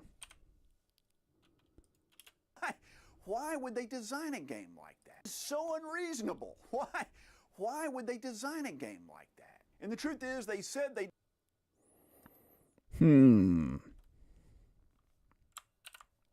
Man, this is like slash and burn editing here. I'm cutting out like 80% of the content I during the made. combat encounters. That is so unreasonable. Why? I can cut out the laugh, the why. Why would they do that? We don't know, dude. We don't know. I mean, the game was like a huge flop, so we know what they decided to do didn't work. Reasonable. And the truth is they said they designed this game to just be extra tough. They just made a game for the people that are masochistic and want to hurt themselves. The game is built around this stupid mechanic. All right. This game to just be extra tough. They reasonable. And the truth is they said they designed this game to just be extra tough. They just made a game for the people that All right, we can cut all that out, and then we can cut out all the masochistic stuff. skills near your allies. It affinity, so they also shoot a fireball at the target. Use an ability with one character. That might be better that we cut that out anyway, because it's kind of hard to explain it. Characters around them, and then you can't. It says here, RNG says, we might be tied then. My first video was July of 2022-ish. You beat me by a month, dude. My first video was August 12th. And Dav's been here since 2009. Have I played Assassin's Creed Valhalla? I have not. I don't even have it. Move those characters out of the way and they get killed. This is an important mechanic, and if you understand how it works, you can become very powerful. The problem is they don't really explain how it freaking works until 8 or 9 hours into the game. Man, I wish I had time to say all by that this. point, you need to have already This is like an mastered 8-minute that rant. ability. And your enemies also have that ability, and that turns in a row. An enemy will just go off and change from all their characters in just one go and wipe you. And it's like hard to know that they're going to be able to do that. You need to have a preternatural ability to know I have to what's cut out gonna me saying happen, preternatural. or understand the stats and affinities of every enemy of every single combat encounter. It's too much. It's just too much. If you're an expert. Oh, my Lord. What happens if we cut all this? What happens if we cut all this right here? What does it feel like? What does this video feel like? Designed this game to just be extra tough. If you're an expert and all you play are tactical RPGs, That works. then you're one of those people that they made this game for. I play tons of different games and lots of... Did that work? I just cut like 75% of what I had to say for this game. I cut it from like 11 minutes down to 3 minutes to see how the whole thing plays. Still dive into it, trying anyway. In the last video, several of you mentioned this game in the Here we go. comments, and I totally forgot that I owned it and had played it. I had blocked it from my memory. It's Natural Doctrine. Japan loves their hard games. They're known for loving hard games more than These videos, like these kinds, like the hardest games you've ever played videos, people don't really necessarily want to know the nitty-gritty details about why the game's so hard. They just want like the gist of why the game's so hard. Most people, that's all they care about. Like, oh yeah, it's really hard because the bosses are tough. These bosses are freaking crazy. There will be a few people out there that are like experts, and they'll hop in the comments and be like, oh man, that was crazy. I played this game for 300 hours, and here's why it's hard. But as much as I want to appeal to those people, because they're really passionate about the games, for every like 5 of those people that I please, I drive away like 200. are here in the States, and they'll put up with stuff in games there that we will not put up with here. But this is the first modern game I've ever heard of. When it came out in Japan, considered it to be too difficult, and they had to patch the game to make it easier. I've never heard of that happening on any Japanese That's the game. most This interesting game has thing. a habit of doing something that I really hate, and that's throwing something at you you can't predict. You'll be in the middle of a combat encounter and you think you have the upper hand, and then like a wall falls down and there's a tank behind it ready to just take you out. And there's no way you could predict that would happen unless you've already done the combat counter before and failed and restarted it. The enemies get to take more turns than you do, so it's hard to predict what to do with your characters. So right there, the enemies get to take more turns than you. I went in and explained all that, why that happened, in about like a 2-minute rant, just trying to explain the mechanics. Nobody cares about the mechanics. They'll just hear that like, that seems unfair. They'll make a comment about it, and then someone else will comment and say like, no, the reason they get to take extra turns is actually because of this. That'll drive engagement. So, And where to put them, if you make one That's bad good. move, you're just screwed. There's just no way to make any progress. It reminds me of that Tom Cruise and Emily right. Blunt movie. That's Edge of good. Tomorrow, where Tom Cruise and Emily Blunt have this ability to go back in time every time they die in this alien war. They'll go into a combat, they get killed, they remember what happened, it resets the day. It's like the movie Groundhog Day. I'm using an analogy inside another analogy. That analogy inside another analogy thing is, I think, a clever line. It has nothing to do, and it actually takes away from explaining the game, but I like that line. I think that's more entertaining. Every day they progress a little bit more because they know what's going to happen. This game is like that. Fine, that's what you want me to do. You want me to do infinite trial and error till I memorize every single step of every single combat encounter in the game. But it's not fine because some of the freaking battles are over 2 hours long and you can't save your game during the combat encounters. That is so unreasonable. And the truth is, they said they designed this game to just be extra tough. If you're an expert in That's so much better than it was before. Like, I had all that crap I edited, and then none of it ended up mattering, because I think we hit several important points to explain why the game's hard, and they're entertaining. What do you guys think of that? Was that better than me talking about all that crap with the fireball infinities and stuff? Let's read what everybody says here. Dad says he's 35 hours into Assassin's Creed Valhalla. I've heard people say they love it. It's not like an Assassin's Creed game, though. I've heard it's more like an RPG. You haven't touched Mirage. I'm not going to do Mirage. The last one I have is Odyssey, and I haven't played it yet. People play Souls, no damage runs and stuff. I like that kind of stuff, but it's not something I would necessarily try.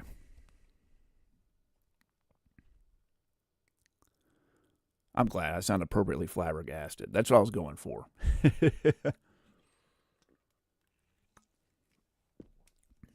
All right. all you play are tactical RPGs, then you're one of those people that they made this game for. I play tons of different games and lots of different genres. I don't have the time and I don't want to devote my life to perfecting this one freaking game. And that's what the game asks of you. And people hate it for a reason, and they're not wrong. There we go. Boom. What's next? What's next? Hate it for a reason, and they're not wrong. Do you guys like Super Monkey Ball? That's a classic RNG gamer transition right there. Just freaking hate it for a reason, and they're not wrong. Do you guys like Super Monkey Ball? I like Super Monkey. Do I even put like a screen, like a page turn or anything there? Just leave it. Do you guys like Super Monkey Ball? Just like a non sequitur out of nowhere. For a reason, and they're not wrong. Do you guys like Super Monkey Ball? We're gonna leave it. I like Super Monkey Ball. It's a hard series. Everybody's gonna say it's hard. Nobody's gonna say Monkey Ball is easy. But at least it's fun. I don't remember filming this at all. If you had asked me what game I literally covered next when I filmed this, I couldn't have told you it was Monkey Ball. I had no idea. Oh, God, it's so dumb. It's so dumb filming YouTube videos. It's just absolutely dumb. I wonder what it would be like if I had, like, a production assistant and, like, a cinematographer and a script writer and... Wrong. Do you guys like Super Monkey Ball? I like Super Monkey Ball. It's a hard series. Everybody's going to say it's hard. Nobody's going to say Monkey Ball is easy.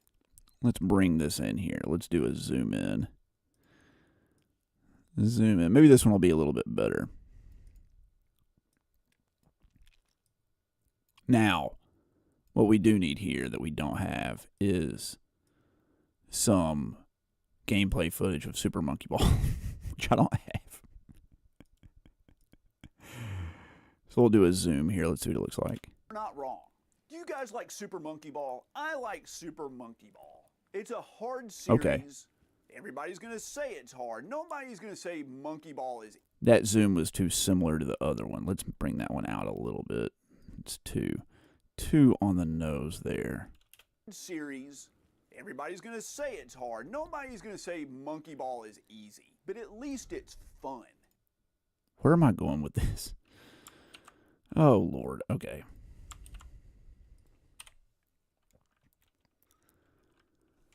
All right. Let's see her watch. Am I a fan of the older boomer shooters? Yeah, dude, I love boomer shooters. Absolutely, I love boomer shooters. They're my favorite shooters to kind of play. Yeah, I mean, I used to play Doom and stuff, and still do. There's a lot of modern boomer shooters coming out. Quake is one, though, I haven't played since it like first came out, and I only played it at a friend's house a little bit. They still hold up because they're just fun, which is, I mean, that's good. All right, hold on. We got to go on YouTube here, and we have to type in Super Monkey Ball Banana Mania. I don't know, dude. Do we do a trailer? Gameplay trailer.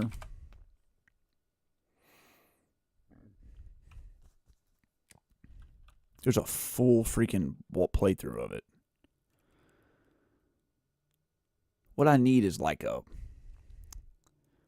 4-minute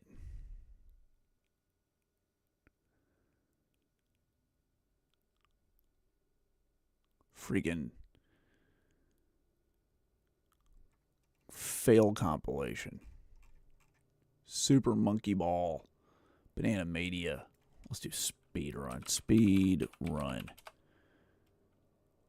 Oh my God, the freaking speedrun is 3 hours long. Jesus, okay.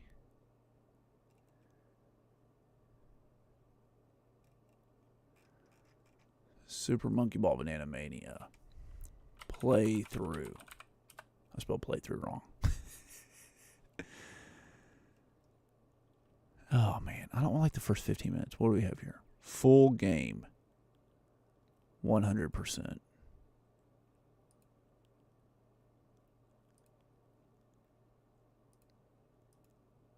Hell yeah. There we go. That's the video we want. Let's steal this video.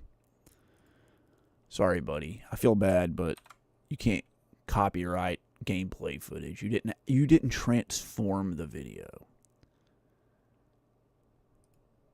So that gameplay footage is just like I recorded it myself.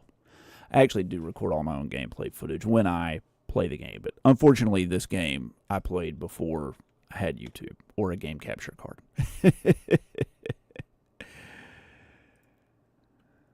So, what happened to my chat window, dude? There it is. All right. Oh, I'm pumped to play Serious Sam. I'm really pumped to play it. I've never played it before, any of the Serious Sam games, and I'm looking forward to it. And I have the Quake games, the limited run games, re-releases of them. Sorry, I need to look this way. I keep like looking at myself in the camera viewfinder. It's like over here on my third screen. I need to look here. Chat, I don't need to know what I look like. I know what I look like. I'm staring at myself editing. Yeah, I'll steal your gameplay footage, dude. But I don't know when the next time I'm going to play a fighter is. It's fun. When I see a fighter, it either really intrigues me or I'm just like, I have no interest in this whatsoever. I had fun with it until I played Super Monkey Ball Banana Mania. I wanted to play Grand Blue Fantasy Versus, and that's kind of like a Arc System Works fighting game, and it got really good reviews, but I feel like the people that reviewed it are experts at fighting games, and I realized quickly that I was not ever going to get good at that game.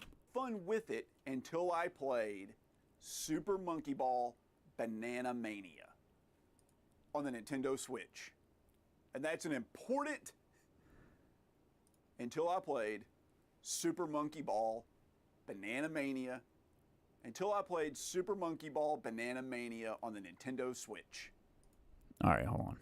I played fun with it until I played Super Monkey Ball Banana. It's fun, or at least I had fun with it.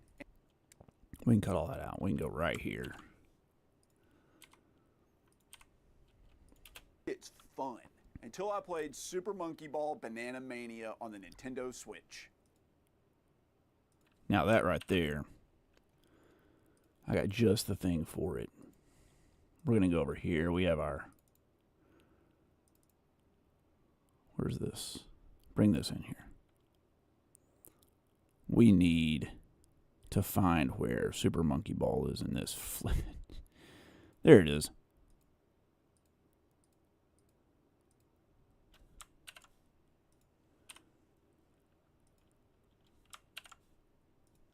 Delete that. Then we can detach the audio from that.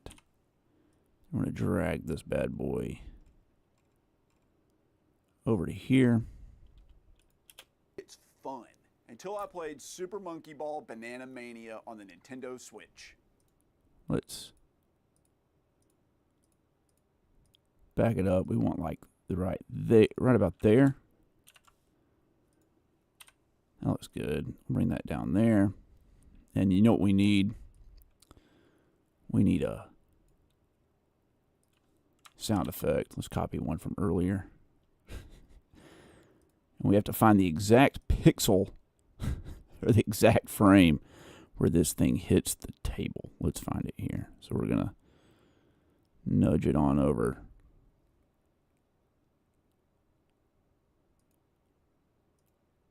Right there. That looks like it to me. God, that's not what I wanted to do, man. Did I not just copy? I just copied the sound effect, man. There it is right there. I hit copy on it. The game's trolling me. Or not the game. The video's trolling me. There we go. Let's hear what it sounds like. That Japan, until I Did that look good? That Japan. That looks good. The timing on that's good. That Japan, until I played Super Monkey Ball Banana. That Japan, until that Japan right there that's incorrect. That is accidentally from another segment. It's fun until I played Super Monkey Ball Banana Mania on the Nintendo Switch. There we go. That looks good. I like that.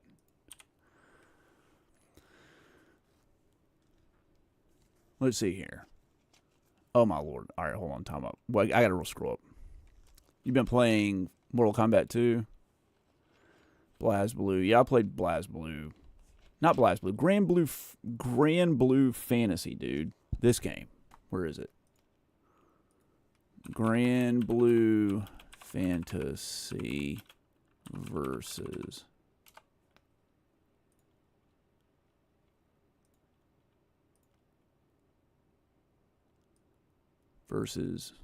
PS5.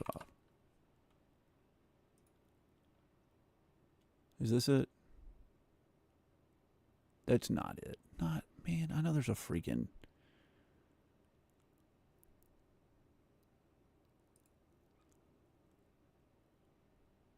This game. Here. Grand Blue Fantasy. That one. It's definitely a fighting game.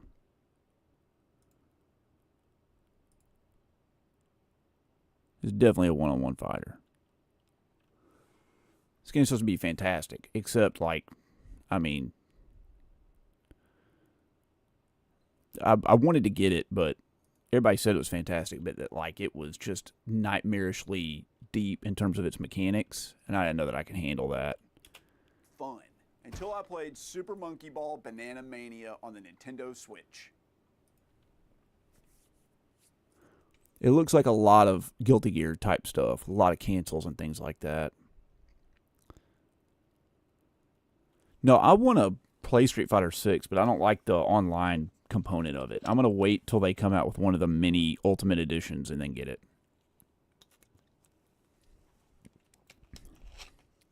All right, let's hear me rant about Super freaking Monkey Ball.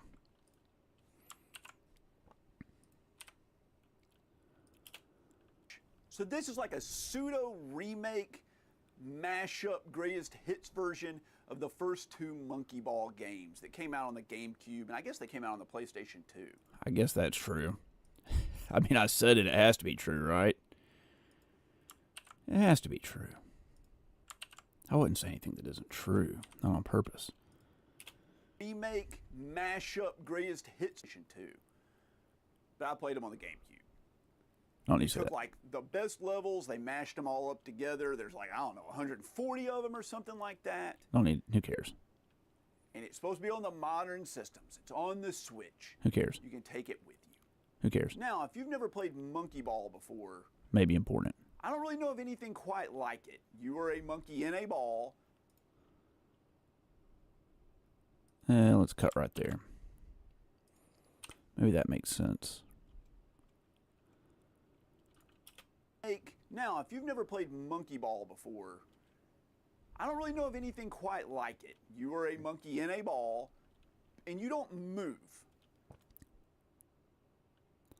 I may not even need to say all this. I might just be able to say, like, you don't move.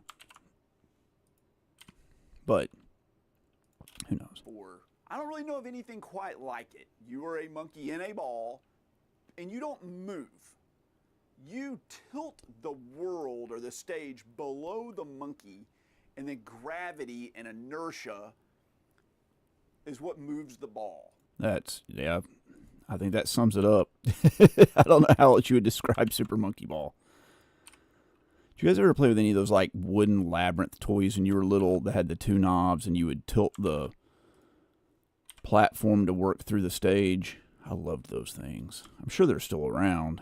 I'm sure there's, like, some huge following of them where people play these, like, super extravagant ones. I mean, I know they're around, dude. Resident Evil 8 had that as a mechanic for bonus content.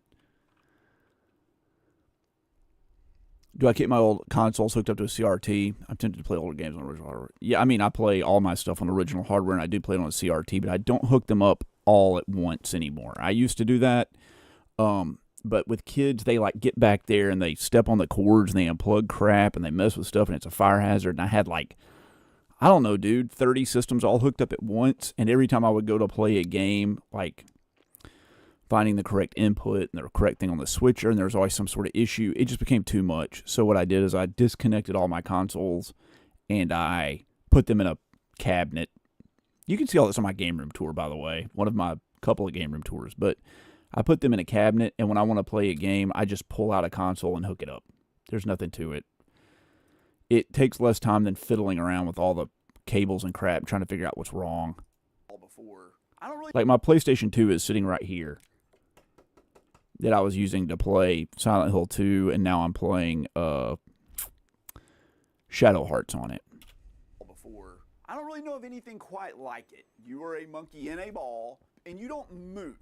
You tilt the world or the stage below the monkey. No, I've got lots of consoles. Gravity and inertia is what moves the ball. And you kind of like adjust to direct the monkey where you need it to go, to grab the bananas or get to the end of the level. And there's a time limit on the levels, and there's lots of hazards and traps and mechanics and all I didn't explain that well. Things. And it's very difficult. It's a white knuckle. We might be able to cut that out later. For now, let's just stick with what we got. It's hard to explain how to play a game in just a few sentences.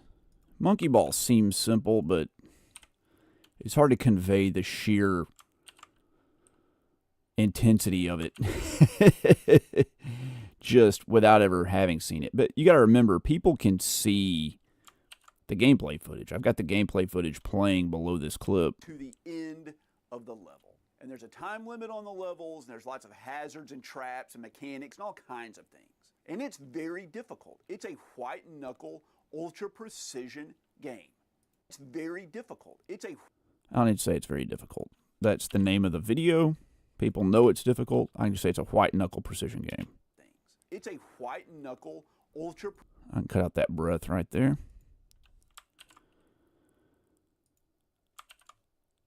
Sometimes I feel like it would be faster to edit a 3-hour-long movie than it would be one of these YouTube videos. Because you have actors that can actually speak full sentences without leaving giant gaps in them. Ultra precision game. And that's the problem with Banana Mania. There we go.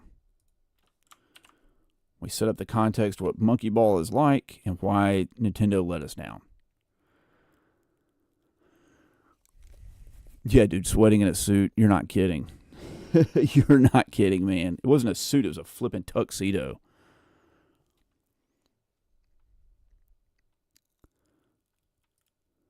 What, were you saying any games you returned? I want to play Dino Crisis. I haven't played any of them. Precision game. And that's the problem with Banana Mania. It's kind of funny if you took this clip. That's what's wrong with Banana Mania, like out of context. And I talk about Monkey Ball. It sounds like there's a run on bananas right now at the store, man. That's the problem with Banana Mania. Everybody's into bananas right now, just like they're into Stanley thermoses. People are going crazy. They're fighting each other and mugging. Oh, God, don't do that. They're fighting each other in the streets. They got to have those bananas. It's the problem with Banana Mania. The developers... Nope, I cut off the end of the A. That's bad. Banana Mania. Banana Mania. The developers did not really understand what it's like to actually play Monkey Ball. That's harsh, but true. They couldn't have because this game plays like freaking garbage. There we go. If you played Super Monkey Ball Banana Mania on the Nintendo Switch, let me get a +2 in chat. They couldn't have because this game plays like freaking garbage. It's so bad, guys. It is so bad. The day Banana Mania came out, I watched a video of a guy that had like the world record speed run on Super Monkey Ball 2, and he couldn't beat the second level of Banana Mania because the controls were so bad.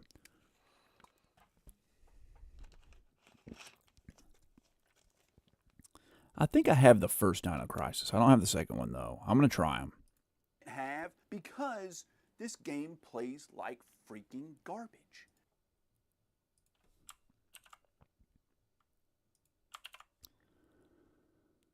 Everybody's back. They patched it to make this better. I played it after the patch. It wasn't much better. Garbage.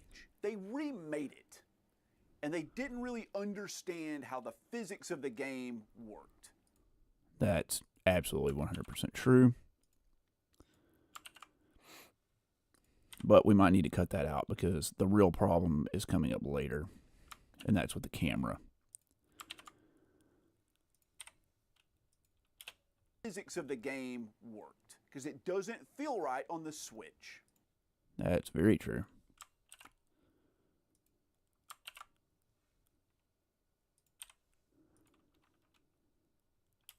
Feel right on the Switch. First of all, the analog sticks on the Switch are not as good as the ones on the GameCube.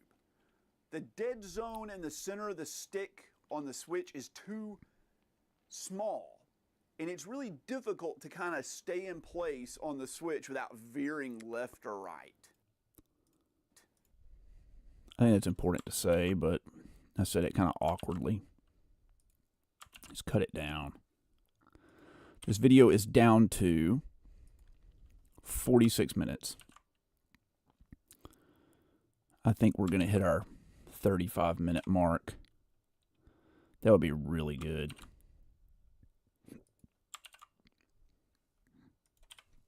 Sorry, guys. I am burping like crazy. I had Taco Bell for dinner. And my wife, got me a $5 cravings box. And then she was like, oh, I had a free coupon for another burrito. So I ate the $5 cravings box, which is already 1,500 calories. And then I ate another 600 calorie friggin' Doritos Locos burrito on top of it. First of all, the analog sticks on the Switch are not as good as the ones on the GameCube. The dead zone in the center of the stick on the Switch is too small. And it's really difficult to kind of stay in place on the Switch without veering left or right. I like how I literally leaned back and forth. I've seen videos of people playing this game. Here we go. This is relatable. People that watch this video will have watched people play video games before. Yeah, dude, I gotta get back in shape. I'm struggling. I need to get back to where I was. The most in shape I ever was in my early 30s. I got divorced. I hit the gym really hard. I started boxing again, and I got shredded. Shredded to the point where when I went to the pool and I took off my shirt, all the other guys would put their shirts on. That kind of shredded. I don't need to get back to that, but I got to get my body fat percentage back down. I'm rocking the dad bod real hard. COVID hit me fairly hard, but having the baby hit me really, really hard. It's hard to have a baby when you're over 40.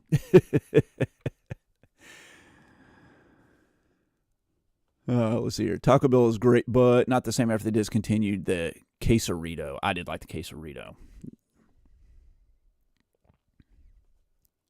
Yeah, it's good. I mean, Taco Bell's cheap. Everything's expensive here. But I still got some muscle going on. I'm still rocking some muscle there. I can hang in there. Difficult. It's just got a lot of fat layered on it right now. Switch without veering left or right. I've seen videos of people playing this game, and especially those levels where you're on a really narrow pathway. On the GameCube, they'll just press up and they'll just zip along. But you can't do that on the Switch. You press forward and you kind of veer left and right, and you have to direct yourself with these micro movements, and the analog stick on the Switch is just not good enough to be able to do that. That's true, but I think I hit on it better later. Not only that, the freaking camera in this game doesn't behave the way... There we go. That's what I'm getting at. We can cut all this crap out right here. I'm not fat. I'm not fat at all. I'm slightly overweight, but I need to get back down. I weigh about, you're in the UK. I can't measure myself in stone, but I can do it in kilograms. I typically weigh about 73 kilograms, and I probably weigh about 80 kilograms right now. So my doctor said I could lose as much as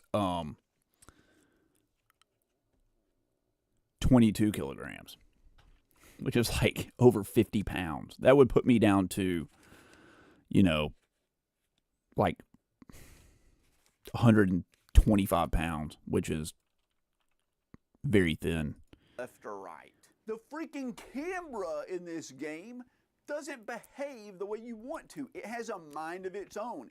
It aims where it thinks you need to look.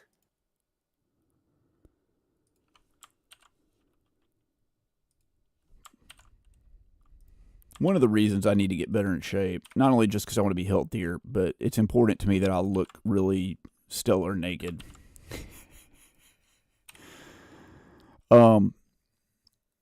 But one of them is so I can wear my old clothes again. The other one is that I have a bad left knee, and the extra weight makes my knee hurt. And I don't like that. There's nothing like carrying a bunch of furniture up the stairs, and afterwards your knee is throbbing. Not pleasant. It has a mind of its own. It aims where it thinks you need to look. Oh, I know I look good. I just need to look better. I like exercising too, and I like to run. So I need to do it more just for my own well-being. I need to. When I run is when I clear my head. I came up with the idea of doing my YouTube channel while on a run, and I used to write the scripts in my head while I would run, but I haven't been running in like a year. I went on a couple here and there, but it's just been really cold, and I know I'm making excuses, but when the baby doesn't need constant attention all the time, it'll be easier. Mind of its own. It aims where it thinks you need to look. Imagine you're trying to go straight ahead. Okay, here we go. Let's all listen to this together. Because I think, as I recall, I explained this really well. Look, imagine you're trying to go straight ahead down a narrow road, and all you need to do is press up. That's true. All I need to do is press up.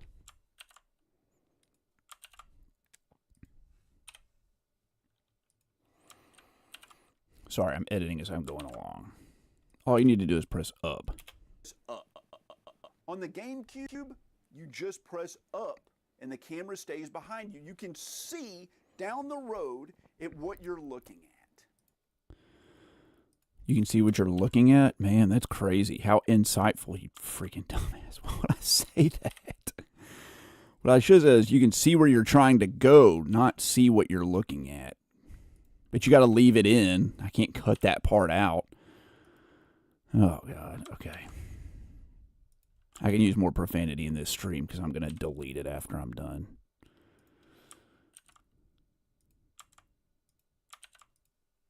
Dav, you used to edit your videos. How long did it take you to edit? You can see down the road at what you're looking at, the goal. Oh, there we go. That was good. I saved it. I saved it when I was talking. In Banana Mania, you might start off looking down. All right, here we go. You might start off looking down the road.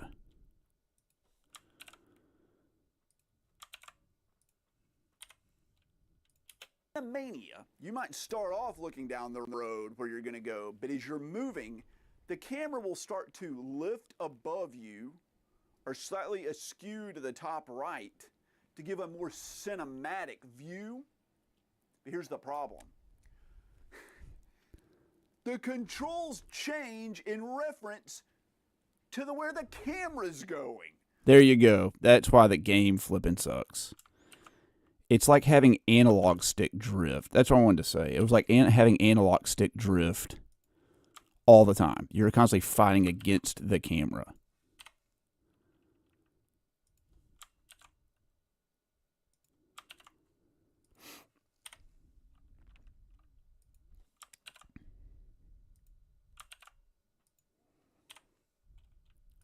Moving, the camera will start to lift above you or slightly askew to the top right to give a more cinematic view. But here's the problem. I have to cut out my funny little laugh here. I'm super bummed about that. Oh, well. What we do for art Problem. The and retention. controls change in reference to where the camera's going. What the freaking crap? What the freaking crap? I'd probably cut one of those. So instead of just going in a straight line, now you have to move with the analog stick in like a semicircle based on the way the camera is moving randomly. Okay, that was awkward, but I think I got the point out. There we go.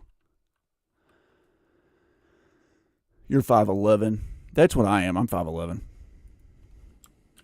I'm 6 foot if I let my hair get a little long.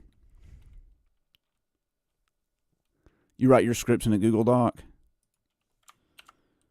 What do you cover on your YouTube channel? I'm not familiar with your YouTube channel, RNGenie. Sorry. Or I don't even know if you have a YouTube channel. Maybe you, for all I know, you're an Emmy-winning producer for The Daily Show or something. You're a writer on Saturday Night Live.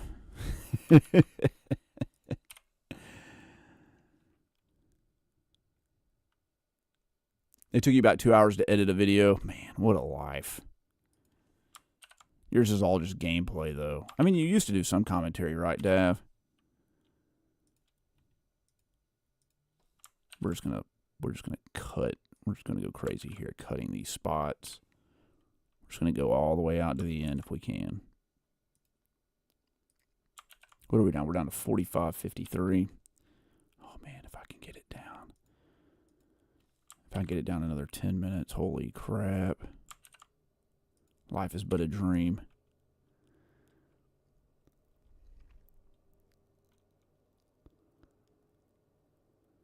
When I started university, RNGenie, I weighed 115 pounds. I played football before that, and my junior year of high school, I got up to about 220 pounds. I was pretty muscular and big.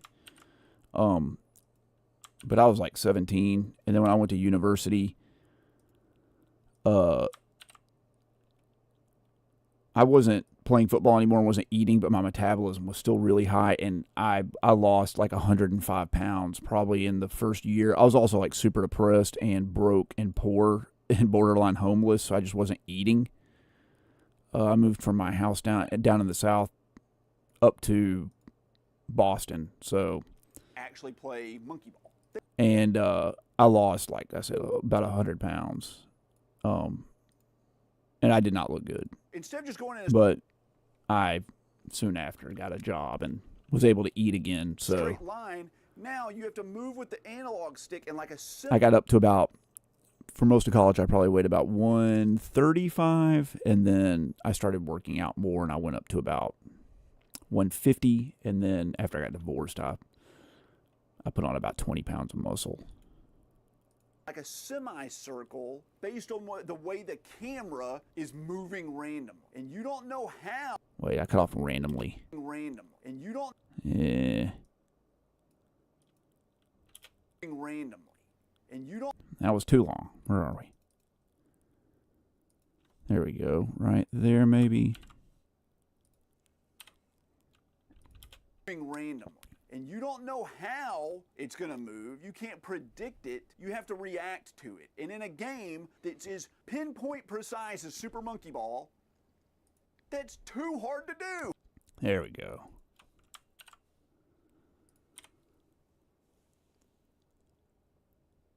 You used to do Call of Duty montage videos as well. Man, that is OG.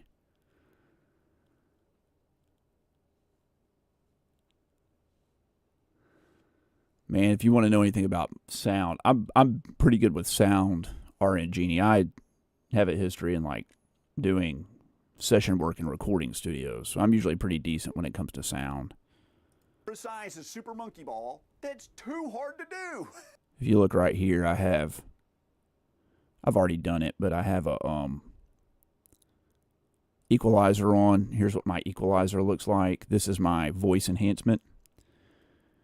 And I have a natural amount of bass. And I'm talking through a AKG C314 microphone here. This is about like a $1,000 microphone, or it was at one point, and it has good dynamic response. So have a lot of bass in my voice naturally. So I boost the mids so it cuts through a little bit more. But slap a compressor and a high-pass filter on your voice when you edit, and it'll make you sound less like a teenager.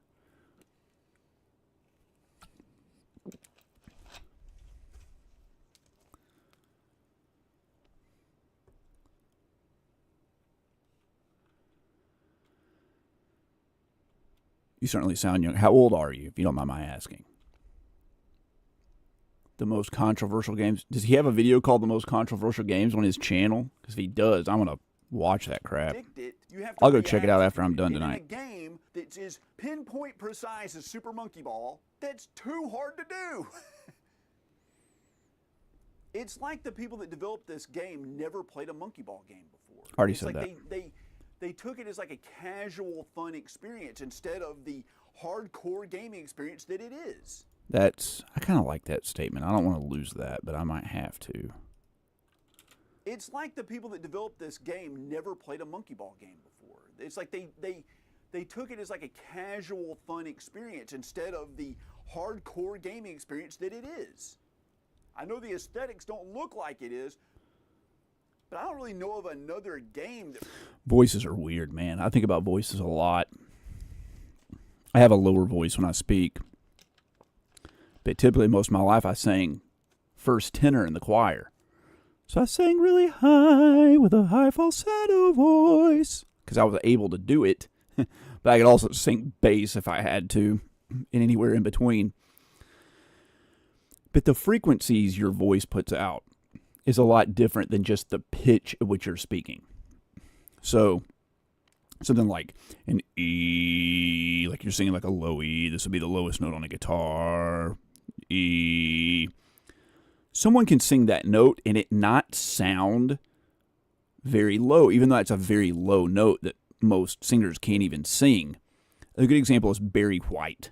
So Barry talks about like Barry White's rich bass voice. Barry White sings higher than I do. As a matter of fact, his normal singing voice, I have a hard time hitting some of the notes he sings without going up into my falsetto voice.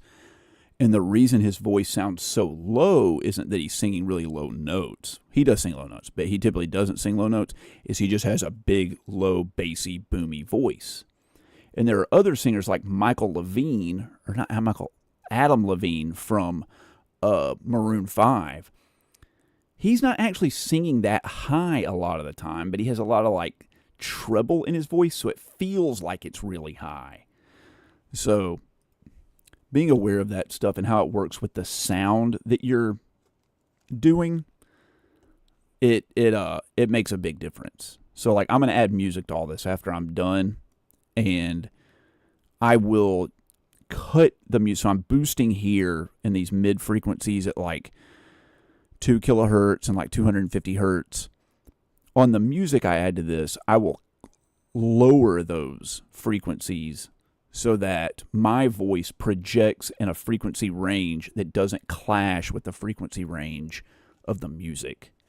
And that will give a full sound. You can have loud music loud as hell on your videos, and it won't cover up your voice because you're not occupying the same sonic space. So I'd recommend for you, put a compressor on your voice, boost the lower frequencies from like 125 hertz up to about 1 kilohertz, and then on your music, cut those frequencies down the same amount you raised them for your voice, and it'll make your voice more present.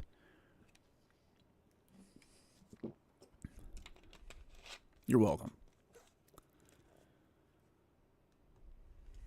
You sound like this guy can drink and this guy has to get to math class. Is that what I sound like? I always wonder how I sound to people. I feel like when I watch my videos that I have a really, really strong Southern accent, but no one has really mentioned it too much. They're like, I like your cute Southern accent. I have some women and some guys that are like, you have such a cute accent. And they think I'm from... I've had people ask if I'm from North Carolina. I've had people ask if I'm from Canada, Northern California. I get all kinds of strange things, but in terms of where I live, it's about as Southern as it comes.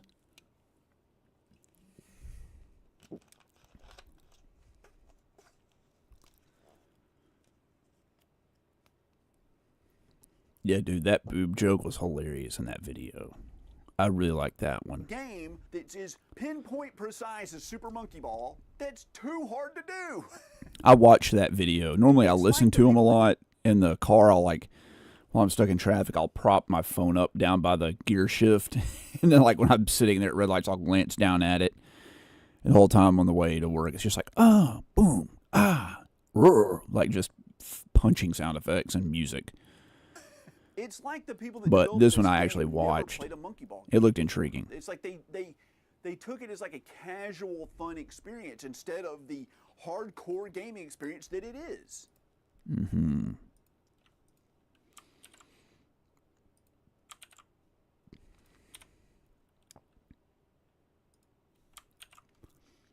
So RNGenie, how did you find my channel? Did you Google yourself, or not Google yourself? I guess you could have Googled yourself. You search yourself on Hardcore YouTube, gaming and I came up. experience that it is. I know the aesthetics don't look like it is, but I don't really know of another game that requires such precise movements on a controller than Super Monkey Ball, and it just doesn't work on the Switch. I cut that part out. At least it doesn't work on the Switch. That is true. I don't know of any controller game that requires as much precise movement as Monkey Ball. And it just doesn't work on the Switch. It just doesn't work. Nice. Half of the freaking bonus games just don't work at all. That's This true, game but is a disaster, and they patched it. I don't really want to talk about the bonus games. They don't work, by the way. They just don't work at all.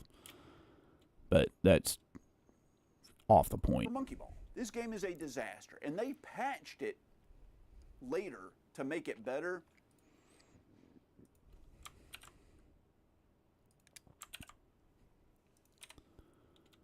Patched it. I have to say, I'm enjoying this T-shirt that company sent me.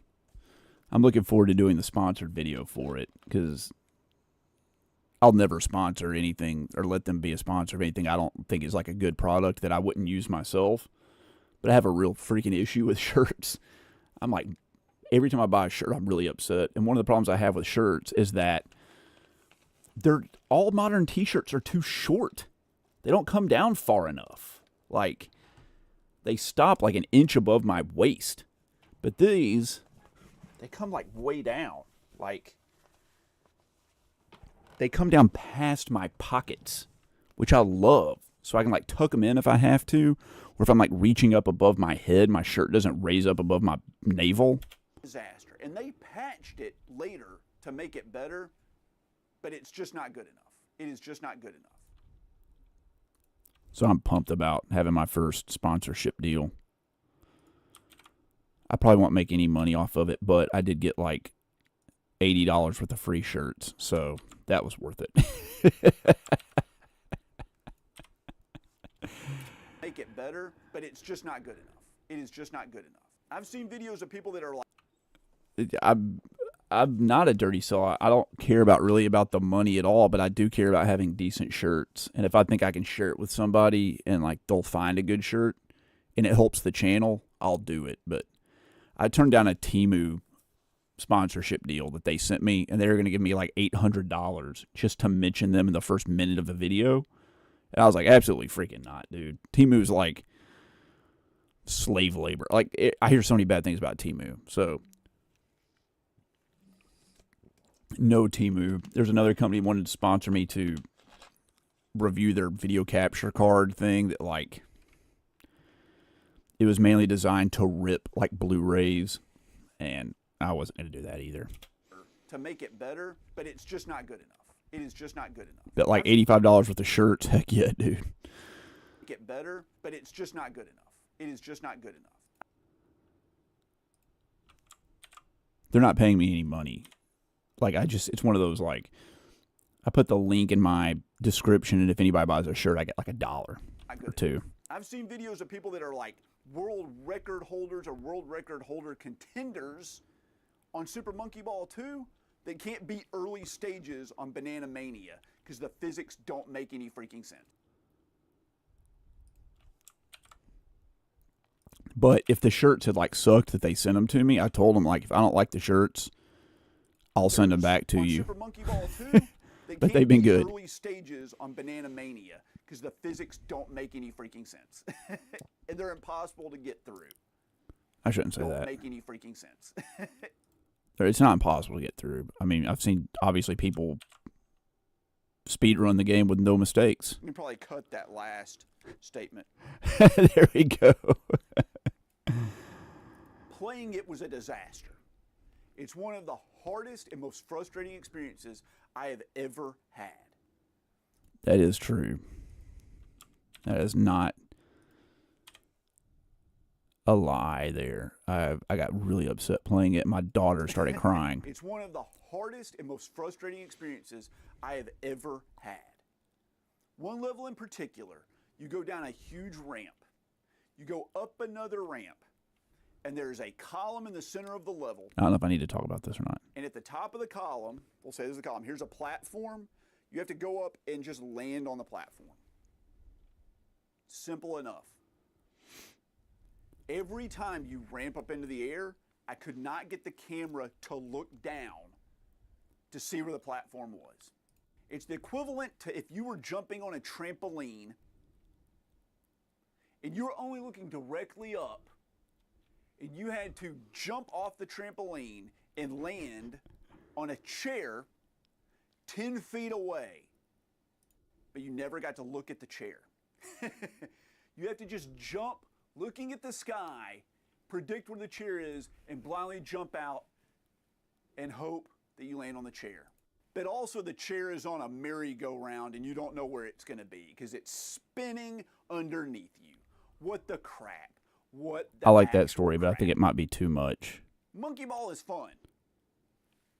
Super Monkey Ball Banana Mania is one of the most frustrating experiences I've ever had playing a game. I think we cut out all that crap about the trampoline. As much as I liked it, it's just, it's too Any freaking try sense. hard. It's one of the hardest. There we go. What are we down to? Oh, man, 43 minutes. Oh, I got a new subscriber from Overtime Arcade Game Restoration, Repairs, and More. Wow. Monkey Ball is fun. Because the physics don't make any freaking sense. Monkey Ball is fun. Super Monkey Ball Banana Mania is one of the most frustrating experiences I've ever had playing a game. Here's one I played recently. And All right. We successfully edited the Super Monkey Ball section. Now let's go find our gameplay footage. What do we have going on here? Let's see. Gameplay capture. Downloaded from YouTube, which is where it came from. Where is it? That's Super Secret of Mana. There it is. There it is. Oh, yeah, baby. Watch this. This is going to be freaking insane. Woof. 2 hours and 6 minutes. Okay. Detach audio. All right. Let's find a good spot.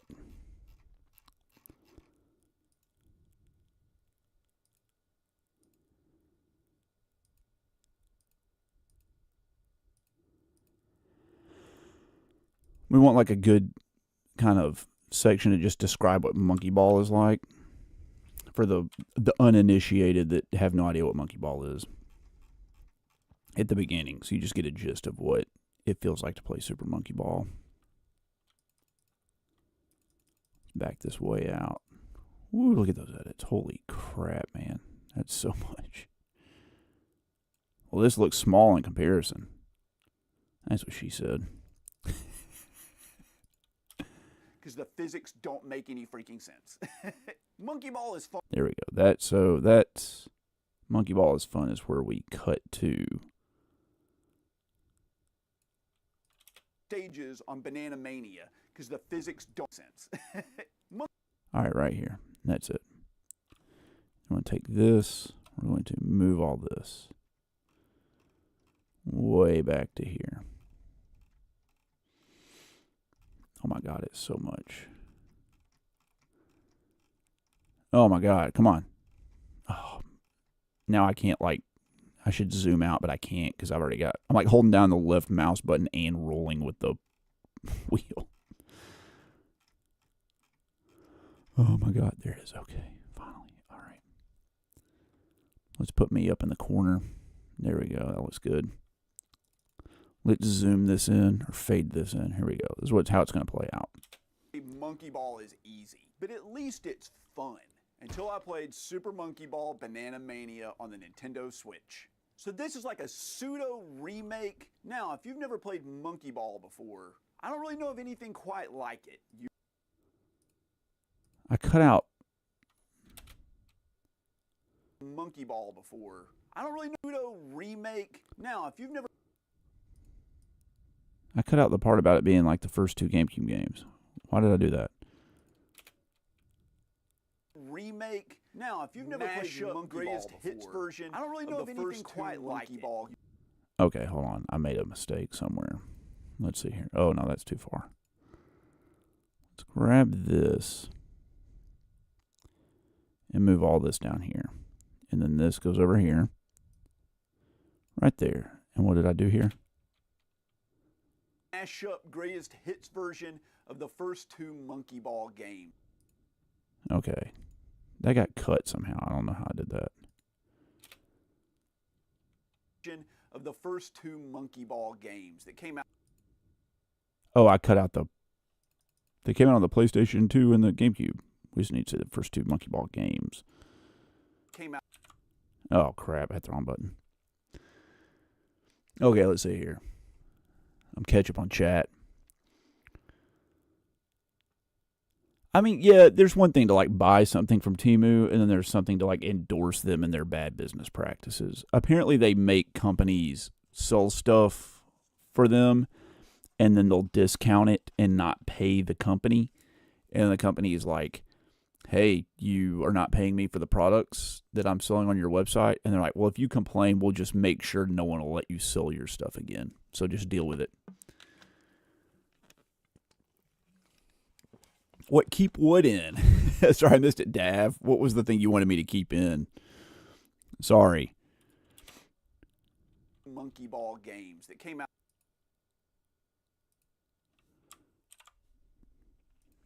I miss it. That's what happens when I look away. I get too into the editing.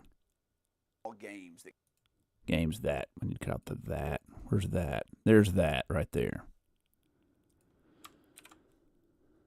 Oh, man, I'm so sleepy. Okay. Monkey Ball games. There we go. We cut out the that.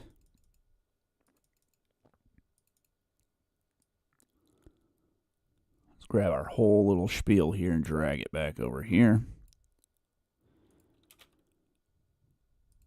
Mash up Greatest Hits version of the first 2 Monkey Ball games. Now, if you've never played Monkey Ball before, I don't really know of anything quite like it. You are a monkey in a ball, and you don't move. There we go. We'll cut right there. Let's show another level. Skip on ahead. What do we want to do? Let's do like a... Yeah, this was like a flipping nightmare right here. Let's move that back, and then let's go over here. Let's do a transition. My favorite transition is to do a crossfades, because they're not real jerky. And you don't move. You tilt the world or the stage below the monkey, and then gravity and inertia is what moves the ball. And you kind of like adjust. Man, I couldn't have picked a better clip to describe this. Bananas or get to the end of the level. And there's a time limit on the levels, and there's lots of hazards and traps and mechanics and all kinds of things. It's a white knuckle, ultra precision game. And that's the... There we go. That's a good spot. Cut it. Let's find another one. Let's skip to one like later in the game. That's one with the clouds that bash you or whatever they are. That freaking level gave me fits.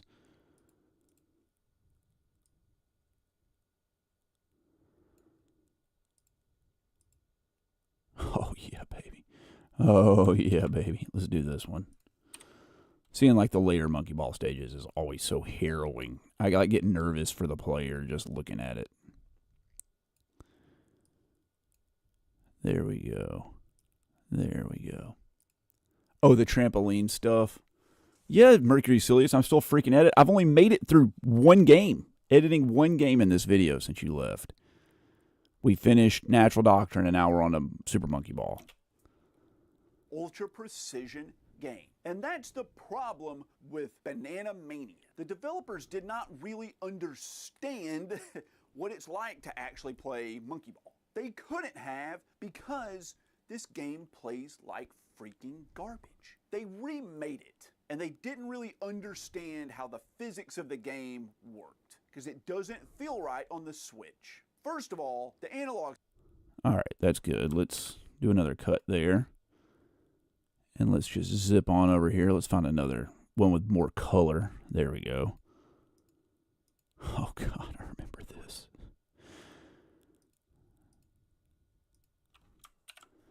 I remember this level. We have to decide what music we're going to play for this.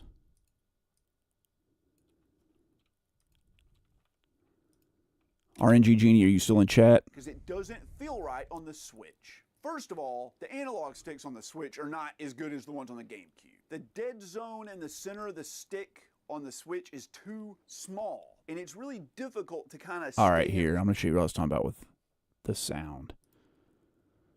So let's think of like what kind of music we would want for this. So we got our royalty-free music here. We have all kinds of songs we could play. But the one I have in my head for this would be... What the hell is the name of that song? Let's see. Maybe it's under here.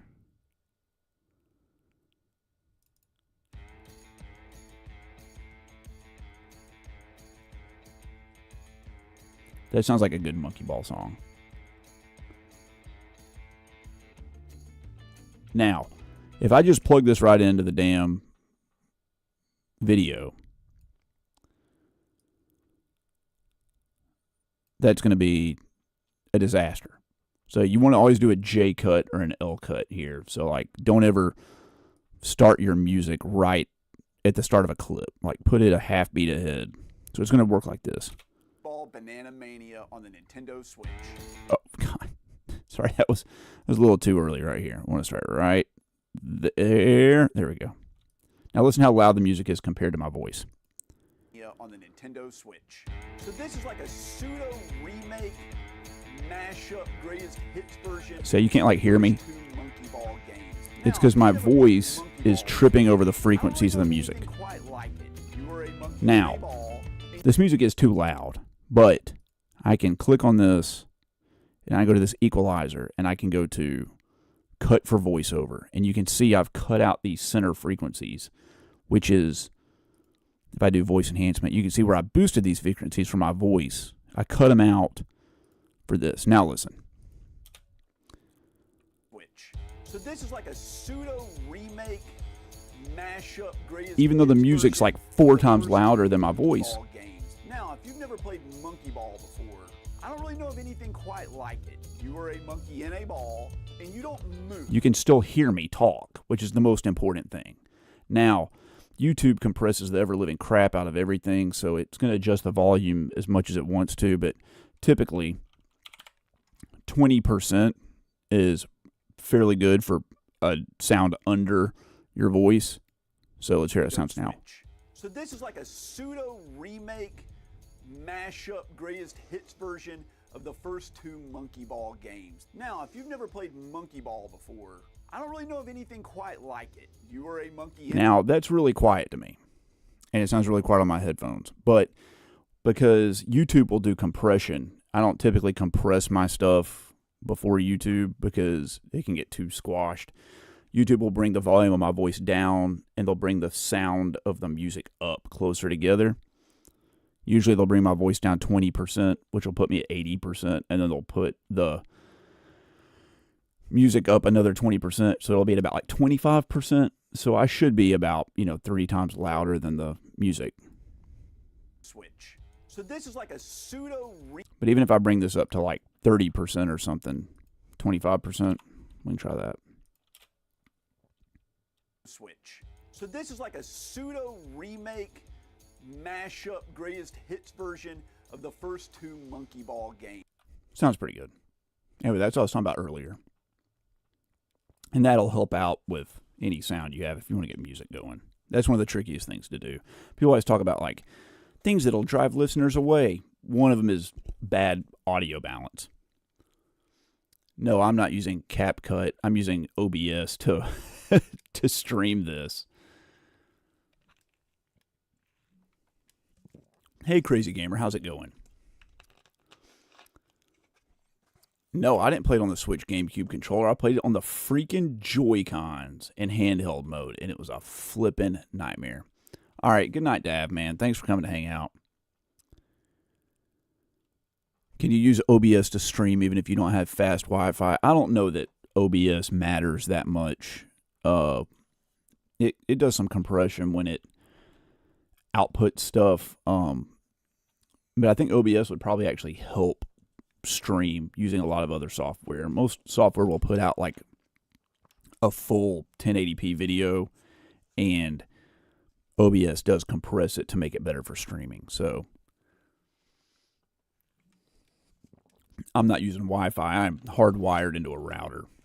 So, but I do get notifications. Right now, I have a notification saying my bit rate is only 2,759 kilobits per second, which is lower than the recommended bit rate.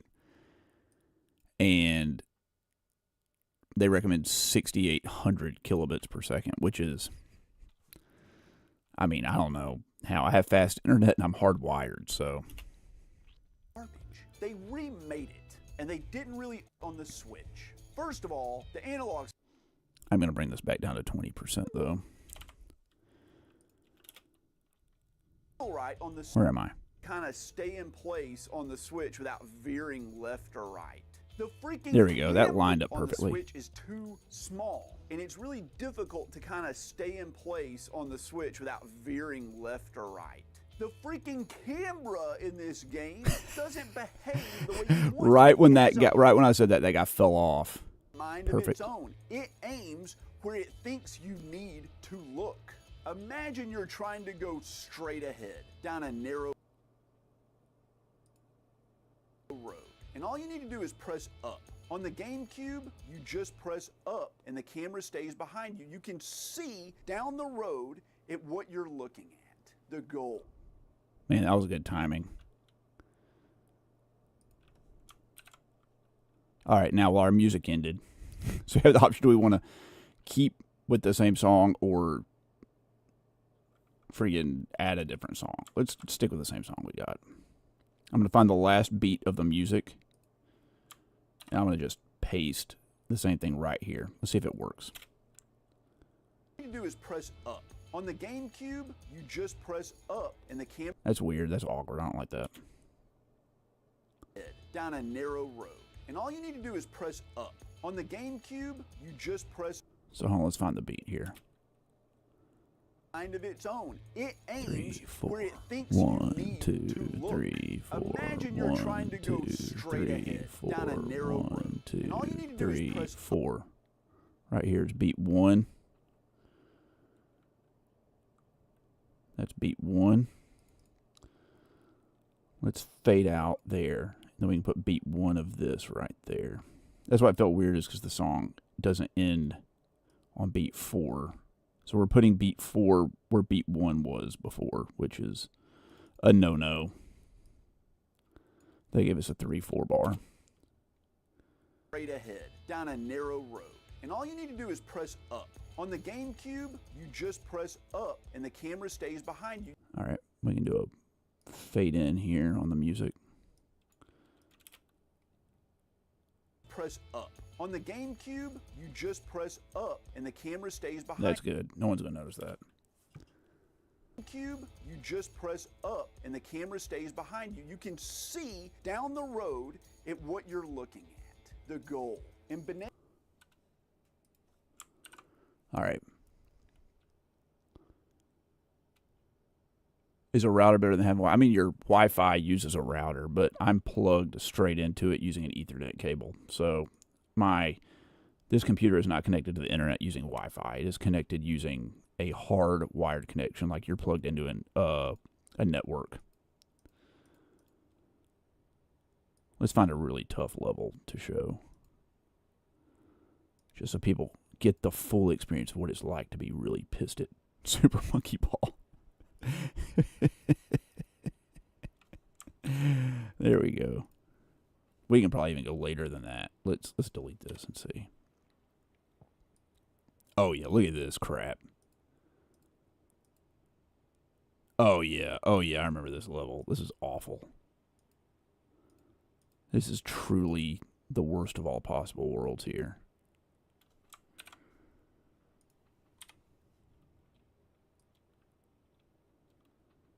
We don't want to give too much away. We don't want to have people like telling us like, you spoiled an arcade game.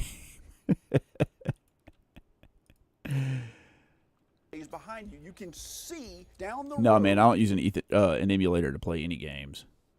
You're going to try and stream Pal World? Have fun with that, dude. There's about 9 million people streaming it right now. But no, I played this on the freaking Nintendo Switch. This isn't actually my gameplay footage. I didn't capture gameplay footage because I played the game before I did YouTube.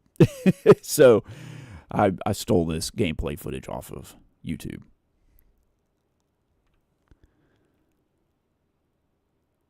Oh my God, dude. You have no idea. You have no idea. Someone was complaining. There's this subreddit called Partnered YouTube where YouTube people in there from like, they have 1,000 subscribers and make 50 cents a month, all the way up to people with, you know, making a living off YouTube, you know, with hundreds of thousands of subscribers, get on there and brag and complain about every little thing. And someone was talking about how, like, that they felt it was really dumb that doing YouTube is no work.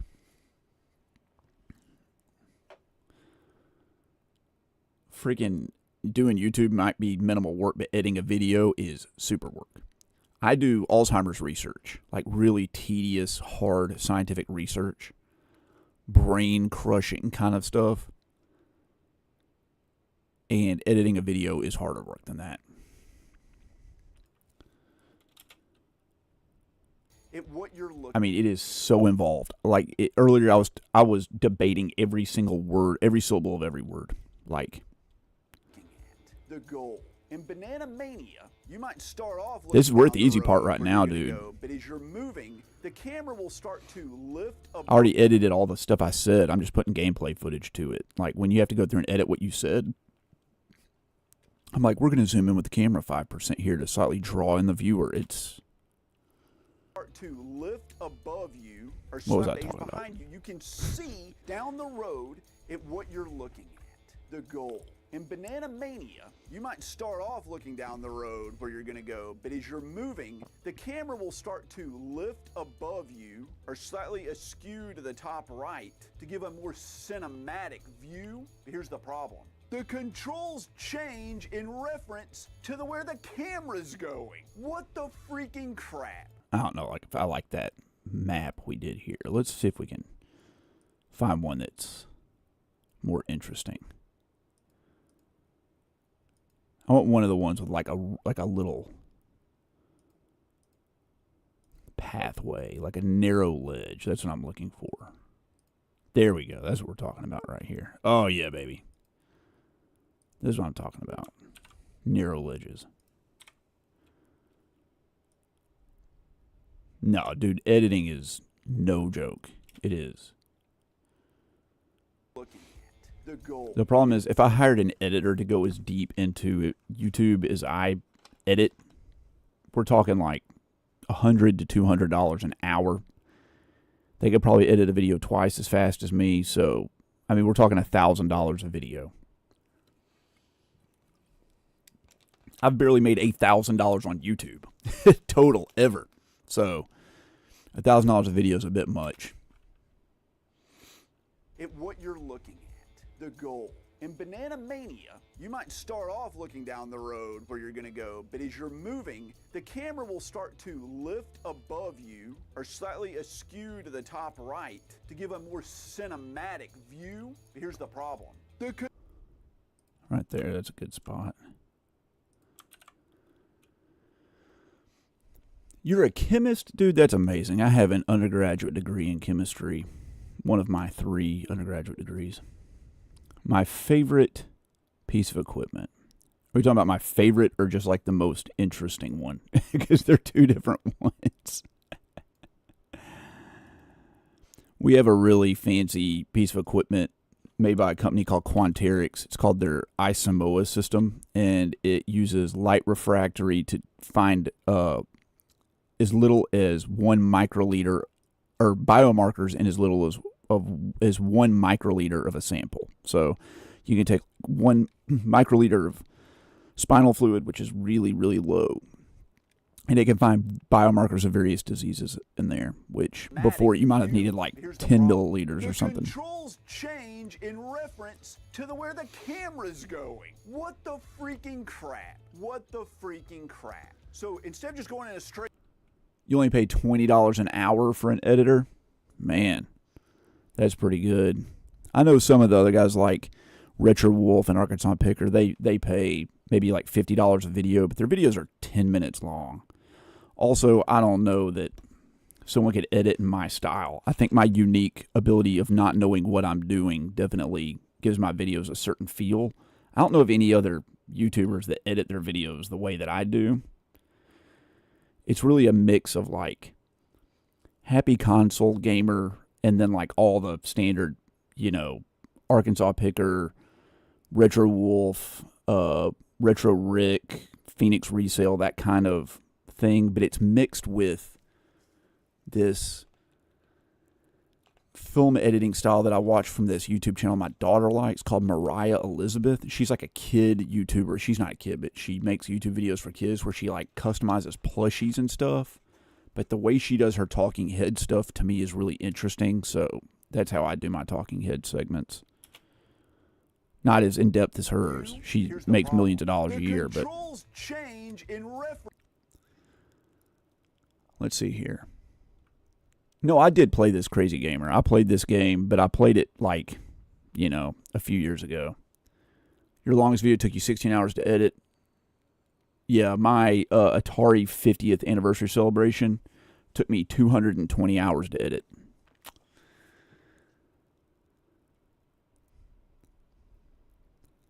What can you do with that degree? Well, I have a degree in chemistry, and I have a degree in biology, and I have a degree in music. And I do Alzheimer's research at a university. Computer science is still science. But, yeah, you can do all kinds of stuff with a degree like that. You can do a lot with STEM degrees, so science, technology, engineering, and math.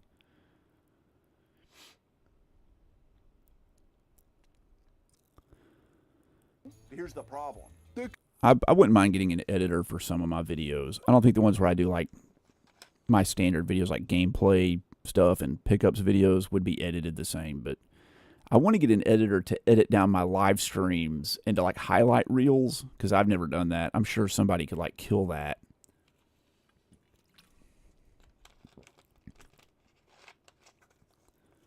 I'm realizing there's a watermark in the bottom right. This is, what's that, Hagdala Smash or something? We got to edit that out. You're going to go, but as you're moving, the camera will start to lift. I don't have to give them credit because I'm not using their content. I'm just using their gameplay content. To give a more cinematic view. Here's the problem. The controls change and they don't own the rights to that.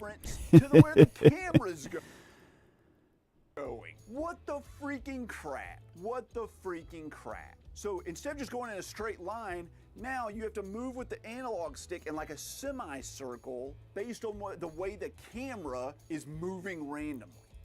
There we go.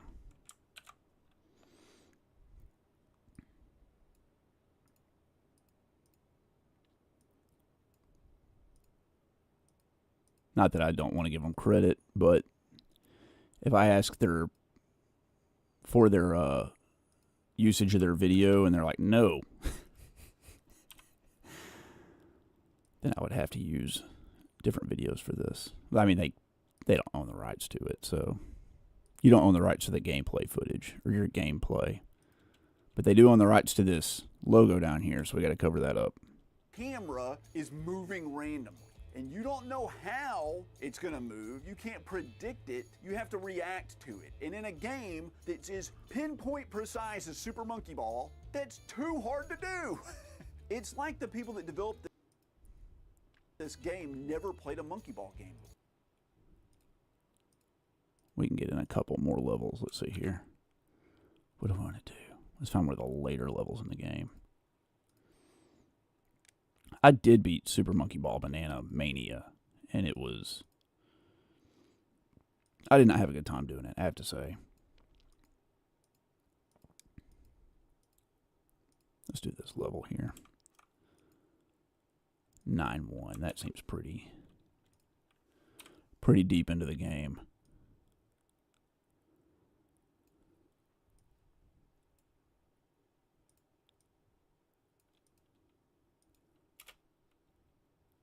A drop of blood is how many microliters? A drop of blood is probably like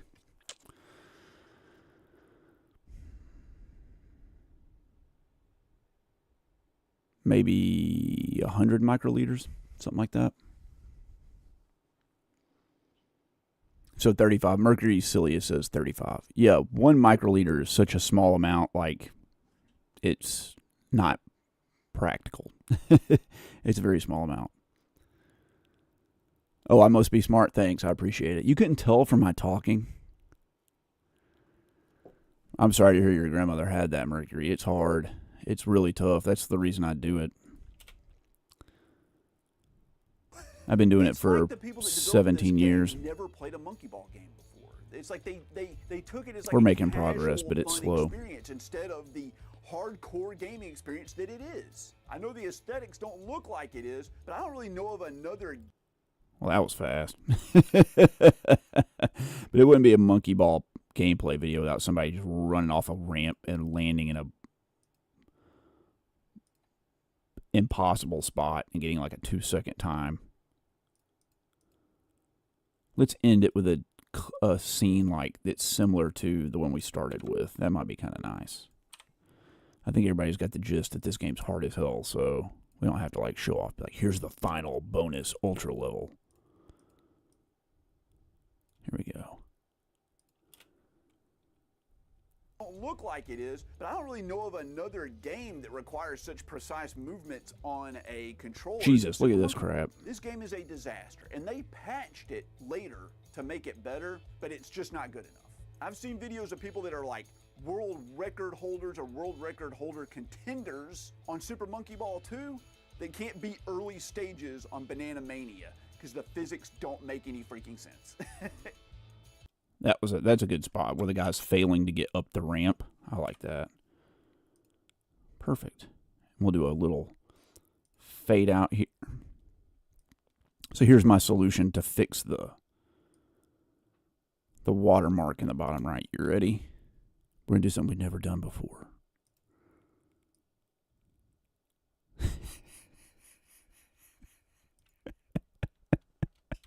Let's see how this plays out. Switch. So this is like a hold on, wait. Let's do the. But at least it's fun. Until I played Super Monkey Ball Banana Mania on the Nintendo Switch. So this is like a pseudo remake, mashup, greatest hits version of the first 2 Monkey Ball. You guys are getting early previews, man. It's like your channel members already. I don't really know of anything quite like it. You are a monkey in a ball, and you don't move. You tilt the world or the stage below the monkey, and then I just got a notification. And inertia is what moves the ball. And you kind of like adjust to direct the monkey where you need it to go to grab the bananas or get to the end of the level. I just hit 4,900 subscribers. Levels, and there's lots of hazards and traps and mechanics and all kinds. I have 97 to go to hit 5,000. Ultra precision game. And that's the problem. It's incredible. I never thought I'd do that. The developers did not really understand what it's like to actually play Monkey Ball. They couldn't have because this game plays like freaking garbage. They remade it, and they didn't really understand how the physics of the game worked because it doesn't feel right on the Switch. First of all, the analog sticks on the Switch are not as good as the ones on the GameCube. The dead zone in the center of the stick on the Switch is too small, and it's really feel good to kind of stay in place. Is this engaging? On the Switch without veering left or right. The freaking camera in this game doesn't behave the way you want to. It has a It's basically mind of final its own. edit. It We have our aims music. where it thinks you need to look. Imagine you're trying to go straight ahead down a narrow road, and all you need to do is press up. On the GameCube, you just press up and the camera stays behind you. You can see down the road at what you're looking at, the goal. In Banana Mania, you might start off looking down the road where you're gonna go, but as you're moving, the camera will start to lift Oh my God, the baby's above crying you again. or slightly askew to the top right to give a more cinematic view. But here's the problem. The controls change in reference to where the camera's going. What the freaking crap? What the freaking crap? So instead of just going in a straight line, now you have to move with the analog stick in like a semicircle based on the way the camera is moving randomly. And you don't know how it's gonna move. The You battery's can't dying on the predict baby it. monitor. You have to react to it. And in a game that's as pinpoint precise as Super Monkey Ball, Nothing it's ever too goes hard right. to do. It's like the people that developed this game. I wish it never plugged in played with a like football. USB, but it uses like It's a like they proprietary took it as like a casual, tiny little fun barrel experience jack. instead It's of the so annoying. hardcore gaming experience that it is. I know the aesthetics don't look like it is, I'll but I turn don't it really know off. of another game that requires such precise movements on a controller than Super Monkey Ball. This game is a disaster, and they patched I'm gonna go to it bed in a few later minutes and to then make it better, I'll plug but it it's in just then. not good. And she'll wake me up at I've seen 3 videos a.m. of and I'll people be that up are like with her all world night. record holders or world record holder contenders on Super Monkey Ball 2 that can't beat early stages on Banana Mania because the physics don't make any freaking sense. Monkey Ball is fun. Super Monkey Ball Banana Mania is one of the most frustrating experiences I've ever had playing a game. Holy crap. Man, that was good timing on that music. Look at that. Freaking sense. Monkey Ball is fun. Super Monkey Ball Banana Mania is one of the most frustrating experiences I've ever had playing a game. Holy crap. I'm gonna leave it just like that. That's funny. All right, what's next? What's the next game? How do I'm not editing in OBS. I'm editing in Movavi, but I'm streaming it in OBS. So this is a totally different software. It's just I'm using OBS to stream it. So this is just I have OBS set up to stream whatever's on my main monitor, and that's where I have my stuff. But I like drag other stuff over here. So it's just that monitor. Man, if you could like edit in OBS, holy crap, that'd be great.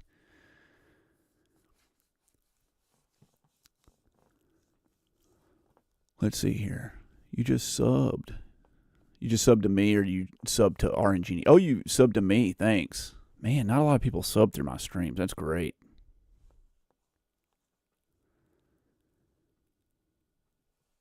Yeah, I've played video games my whole life. It's just a weird thing that I ended up in scientific research.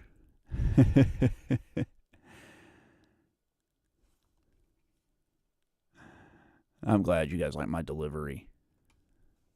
Yeah, my delivery is unique for sure. There's no doubt about that.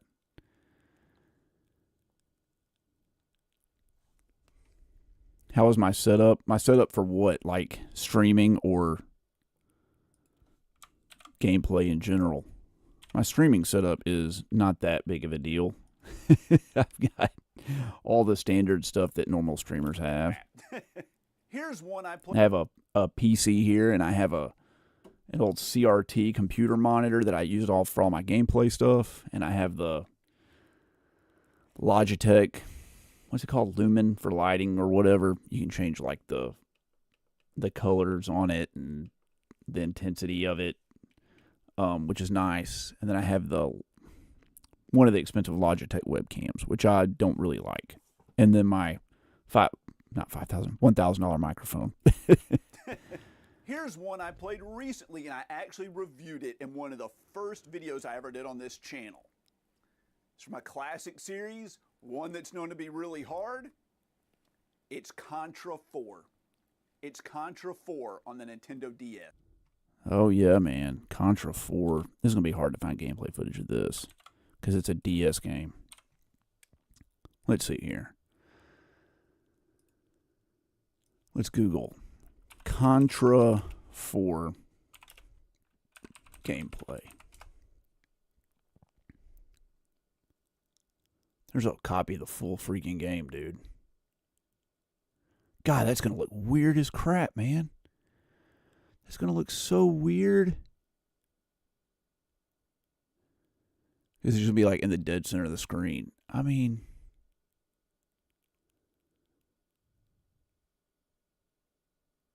yeah, dude, that's going to be perfect. All right. And I'm using, by the way, Clip Grab to rip this stuff off of YouTube. It looks like this. And then you just save it in your file here. And it'll just pull it straight off. 10p, 60 hertz. Works pretty well. Works pretty well. Ever did on this channel. It's from my classic series. What happened to my chat? I lost it. Come back. Oh, yeah, Clip Grab. What's my settings when I stream? I don't know that I have. They're just the standard settings. Whatever OBS puts them at. I'm just a beginner streamer, too. I've only streamed probably like 10 times, I think. Really hard. It's Contra 4. It's Contra 4. I'm not really like, I mean, I love streaming, but I'm not like a streamer. I'm more of a YouTuber. I do the stream to like interact with my channel subscribers. Just like I'm doing right now. This needs, we forgot on this needs some agency to it. So let's do a zoom on this. People have been watching gameplay. They've forgotten about me. They've forgotten all about me.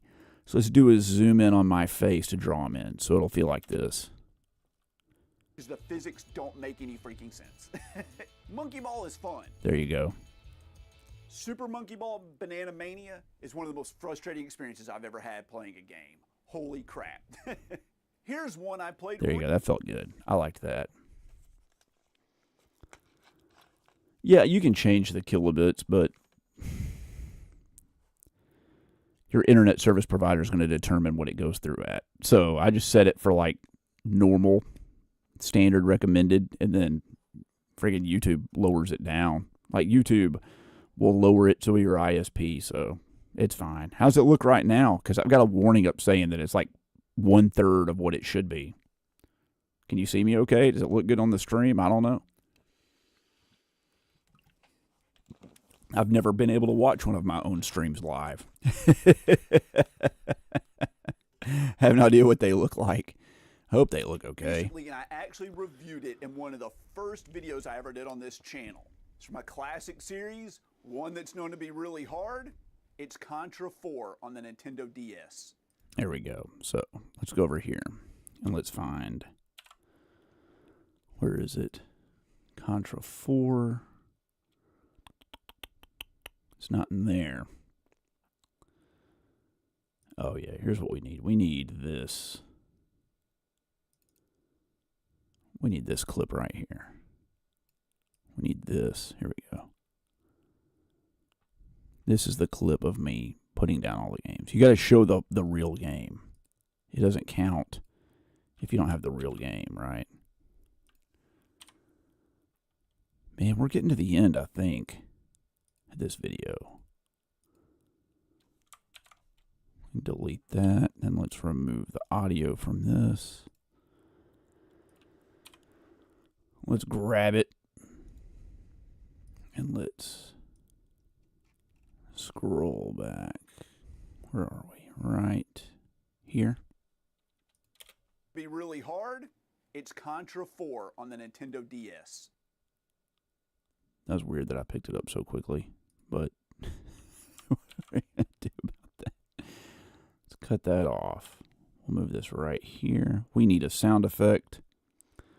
Let's go back here and find a sound effect. We want this sound effect. That's the box falling. I really like that one for this. Here we go. So we need to find the exact frame this thing hits the table. Right here. Is it right there? A little bit before that, a little bit before that. Right there.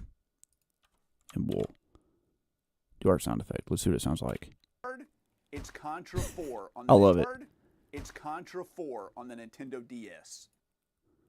I don't know why I picked it up. That's weird. Why did I do that?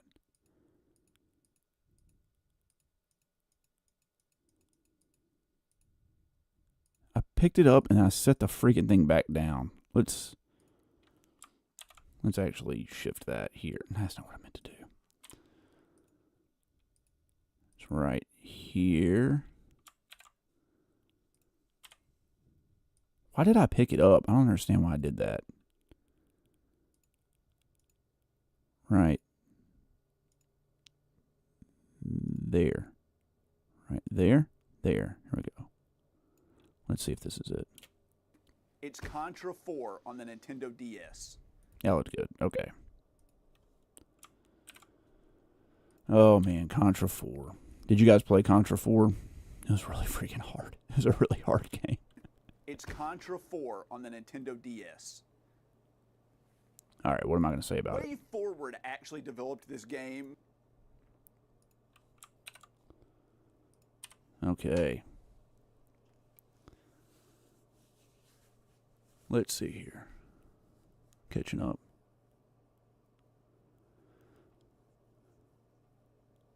Our engineer says, although as I get more and more intensive with the code, I'm doing maybe need a new PC. Yeah, I mean, a new PC would always help, right? So Crazy Gamer wants to just, you're thinking of recording the gameplay of you playing Pal World, just upload it to YouTube. So it looks pretty good. All right, I'm glad, Mercury, that there's not much degradation. It doesn't automatically knows, but it'll like throttle you to what the maximum it'll allow you to do. So there's no reason to like handicap yourself by lowering your stream rate and then accidentally undershoot what your ISP and what YouTube will allow. You might as well set it at the top and then it'll throttle you down. Do you like know what a governor is on a car? Like a lot of cars will have a governor on it where if you hit a certain speed, the computer will kick in and like automatically lower you down.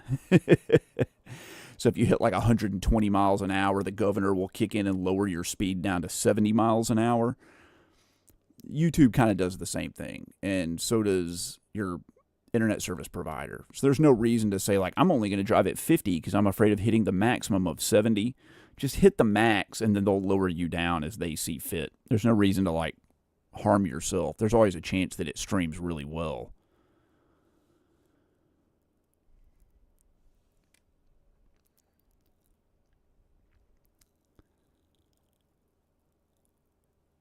You've hit the governor limit in your car many times. Yeah, my old 300ZX was at 135 miles an hour, and I hit it. Really, you don't drive Radio to Rancid? Man, you couldn't get by in my town. Way Forward actually. I wanted to take a bus one time, and it came by near where I lived at 5 a.m. and then 10 o'clock at night. Those were the only two times it ran all day.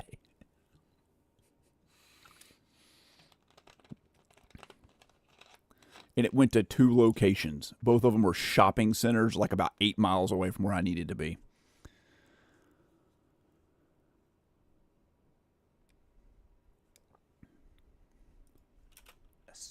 Way Forward actually developed this game. Contra's a good game. Contra 4 is a great game. It's just really flipping hard. All these are good games, except for Natural Doctrine. Way Forward, the company that made Shantae, actually developed this game, and you can tell they really love Contra. My complaint about this game is it's not so much the design of it, but it's playing it on the DS. You'll see. Way Forward, the company that made Shantae, actually developed this game, and you can tell they really love Contra. They liked the difficulty. I don't think I need to say that they like the difficulty because anybody that's played Contra is aware of the difficulty, and if they love it, they like that. They love Contra. They liked the difficulty. They liked the level layouts. And they did a really good job with this game. Now, I'm not saying this game is bad. This game's very, very, very good. Okay, there we go. I wanted to say that about this.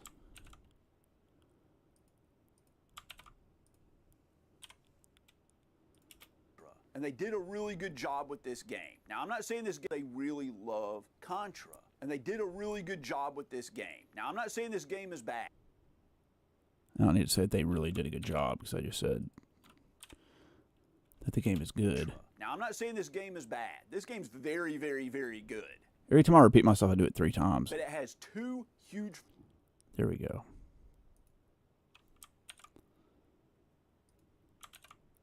All right, we're going to say it. Let's hear about the 2 huge flaws. Very good.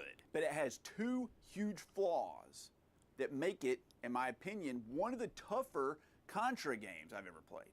As a matter of fact, the one I've struggled with the most, the hardest Contra game I've ever played, is Contra 4.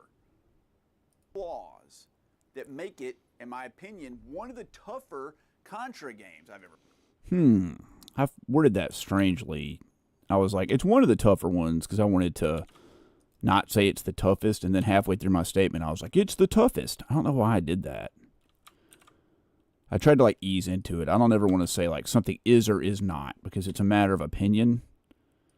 But this is an opinion piece. So I can say whatever I want is the law, because it's how I feel about stuff. I don't know why I did that. Contra games I've ever played. As a matter of fact, the one I've struggled with the most, the hardest Contra game I've ever played, is Contra 4. I don't need to say is Contra 4. I'm already talking about Contra 4, dummy. Recording DS is like impossible unless you have like a modded DS or one of those DSs that were designed and given out by Nintendo for review sites to record footage, but I don't have either one of those. Oh, Keems, man, thanks for just stopping in to say hi. I appreciate it, man, to have you drop by. Yeah, I want to play Baldur's Gate 3, but interestingly enough, I actually mentioned that game in this video already earlier before I started streaming. I edited that section. I covered Divinity Original Sin 2 in this, made by Larry and the people that played Baldur's Gate 3, and I have a real tough time with a lot of their games, so I don't know if I'll like Baldur's Gate 3 or not, but I'm going to pick it up when it comes out on a physical version, hopefully with the patches on the disc.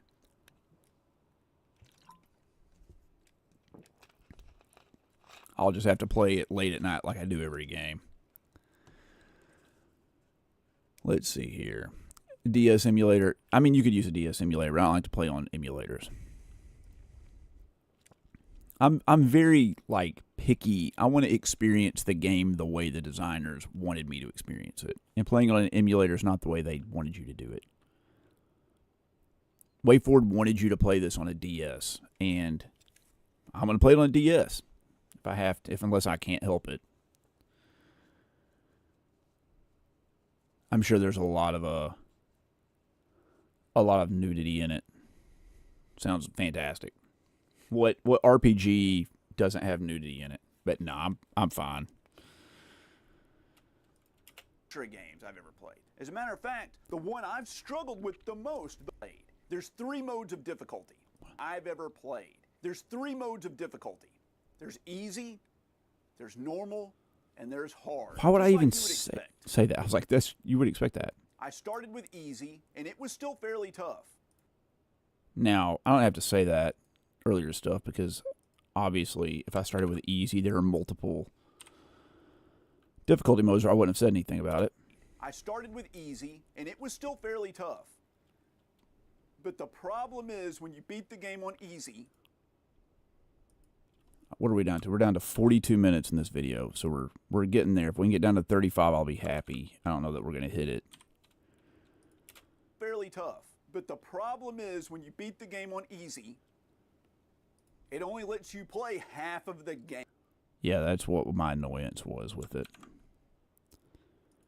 You have to play the game on normal to be able to play the latter stages. There's no like lower difficulty to practice them. Beat the game on easy. It only lets you play half of the game. And it sends you a message saying, if you want to play the rest of the game, play on the harder difficulty. So you bump it up to normal, which is way harder, so much harder than easy. It wasn't like a little bit of a step. It is like 4 times harder. It was way harder on normal than it was on easy, as one would imagine. But I feel like normal should be the standard, and then you should remove things for easy, but it felt like easy was the standard difficulty. the game. But they only gave you half the game, and the normal was like hard. And it sends you a message saying, if you want to play the rest of the game, play on the harder difficulty. So you bump it up to normal, which is way harder, so much harder than easy. What are we at? Let's see here. Whoa, okay. But the game doesn't allow you to continue. And the game's pretty long for a Contra game. So the issue is you have to replay the same levels over and over and over again to make it to the latter levels that you couldn't play on easy mode to get your practice in. Now, I don't mind hard levels. I don't know. I kind of like beat around the bush on that a little bit, but let's see what that sounds like when I string it all together in a way that makes sense. Oh my Lord, so many like gaps. I know people have like an issue with AI editing, and I do too, but there's no reason I couldn't use an AI to just cut out these individual gaps here. Because this is taking like, I hit the wrong button. This is taking, you know, we probably spent an hour just removing empty space. Like, obviously, this didn't require a human to do it. What did I just do? Is way harder. Hold on. But harder than easy. But the game doesn't allow you to continue. And the game's pretty long for a Contra game. The game does allow you to continue. Why did I say that? You to continue. And the game's...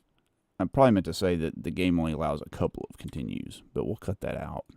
Than easy, and the game's pretty long for a Contra game. So the issue is you have to replay the same levels over and over and over again to make it to the latter levels that you couldn't play on easy mode to get your practice in. Now, I don't mind hard levels. I don't mind going back and replaying.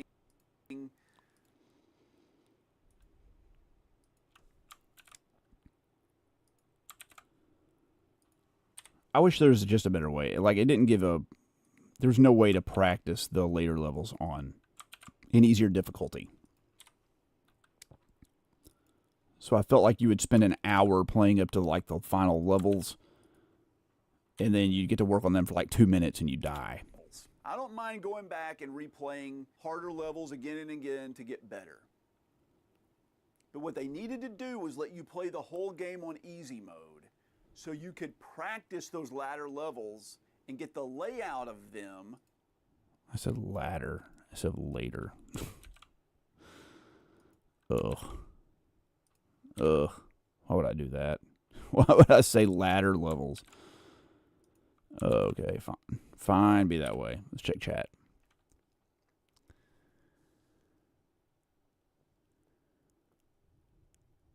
I'm glad to hear, RNGenie, that you think it's like one of the best RPGs you've ever played. Share some of my confidence with you.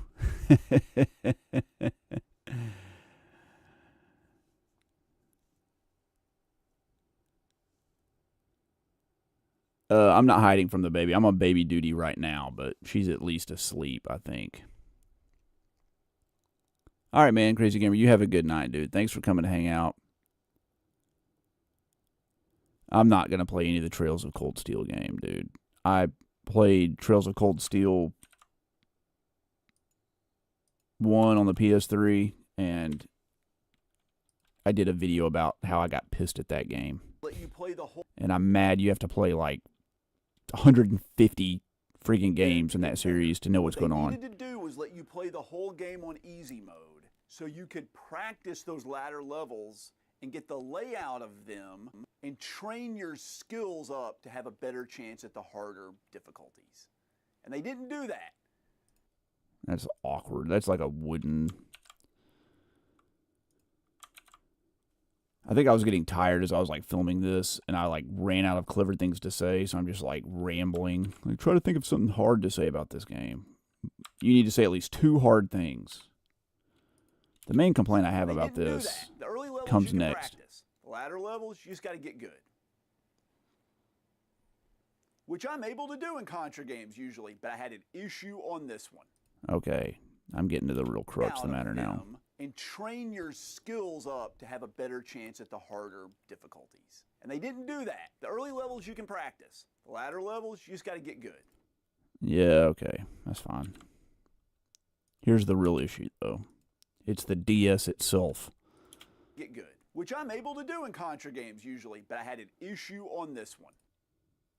And you guys are going to have to wait and see what that issue is, because I've got to go plug in this dead baby monitor, and I've got to go to bed, man. It's past midnight here. I have to get up at 4:30 in the morning to start getting ready to teach a class at work tomorrow. So you guys have a wonderful night. Thank you so much for coming to hang out at this impromptu editing session / well, the editing session wasn't impromptu, but the stream was. Thanks for coming to hang out. I know it's really weird, but I thought it was fun. Yeah, I teach some electrophysiology stuff at a university. So you guys have a good night. Thanks for hanging out. I'll catch you guys later. There will be a stream. This video will be out Saturday, come hell or high water. This video will be out, so you get to see the rest of it. And then Sunday we'll do a stream. So a real stream. And I'll try to finish off. What was I playing? The Darkness. So you guys have a good night. Thanks, man. I hope the baby doesn't wake up and keep me up all night. So anyway, you guys take it easy. Thanks for coming to hang out. I might do another one of these another time, but how many more games do we have to cover? We have this one, and then, oh man, there's 2 more after this. So we're on game like number 8. That's not too bad. I can knock this out tomorrow night, hopefully, and get it ready for, I have to get up early for the channel members, at least one day early, and then get it out. Anyway, you guys have a good night. Thanks for hanging out again, and I'll see you guys next time. Oh, man, go try streaming. It's fun. It's stressful. Hopefully you can keep up your energy.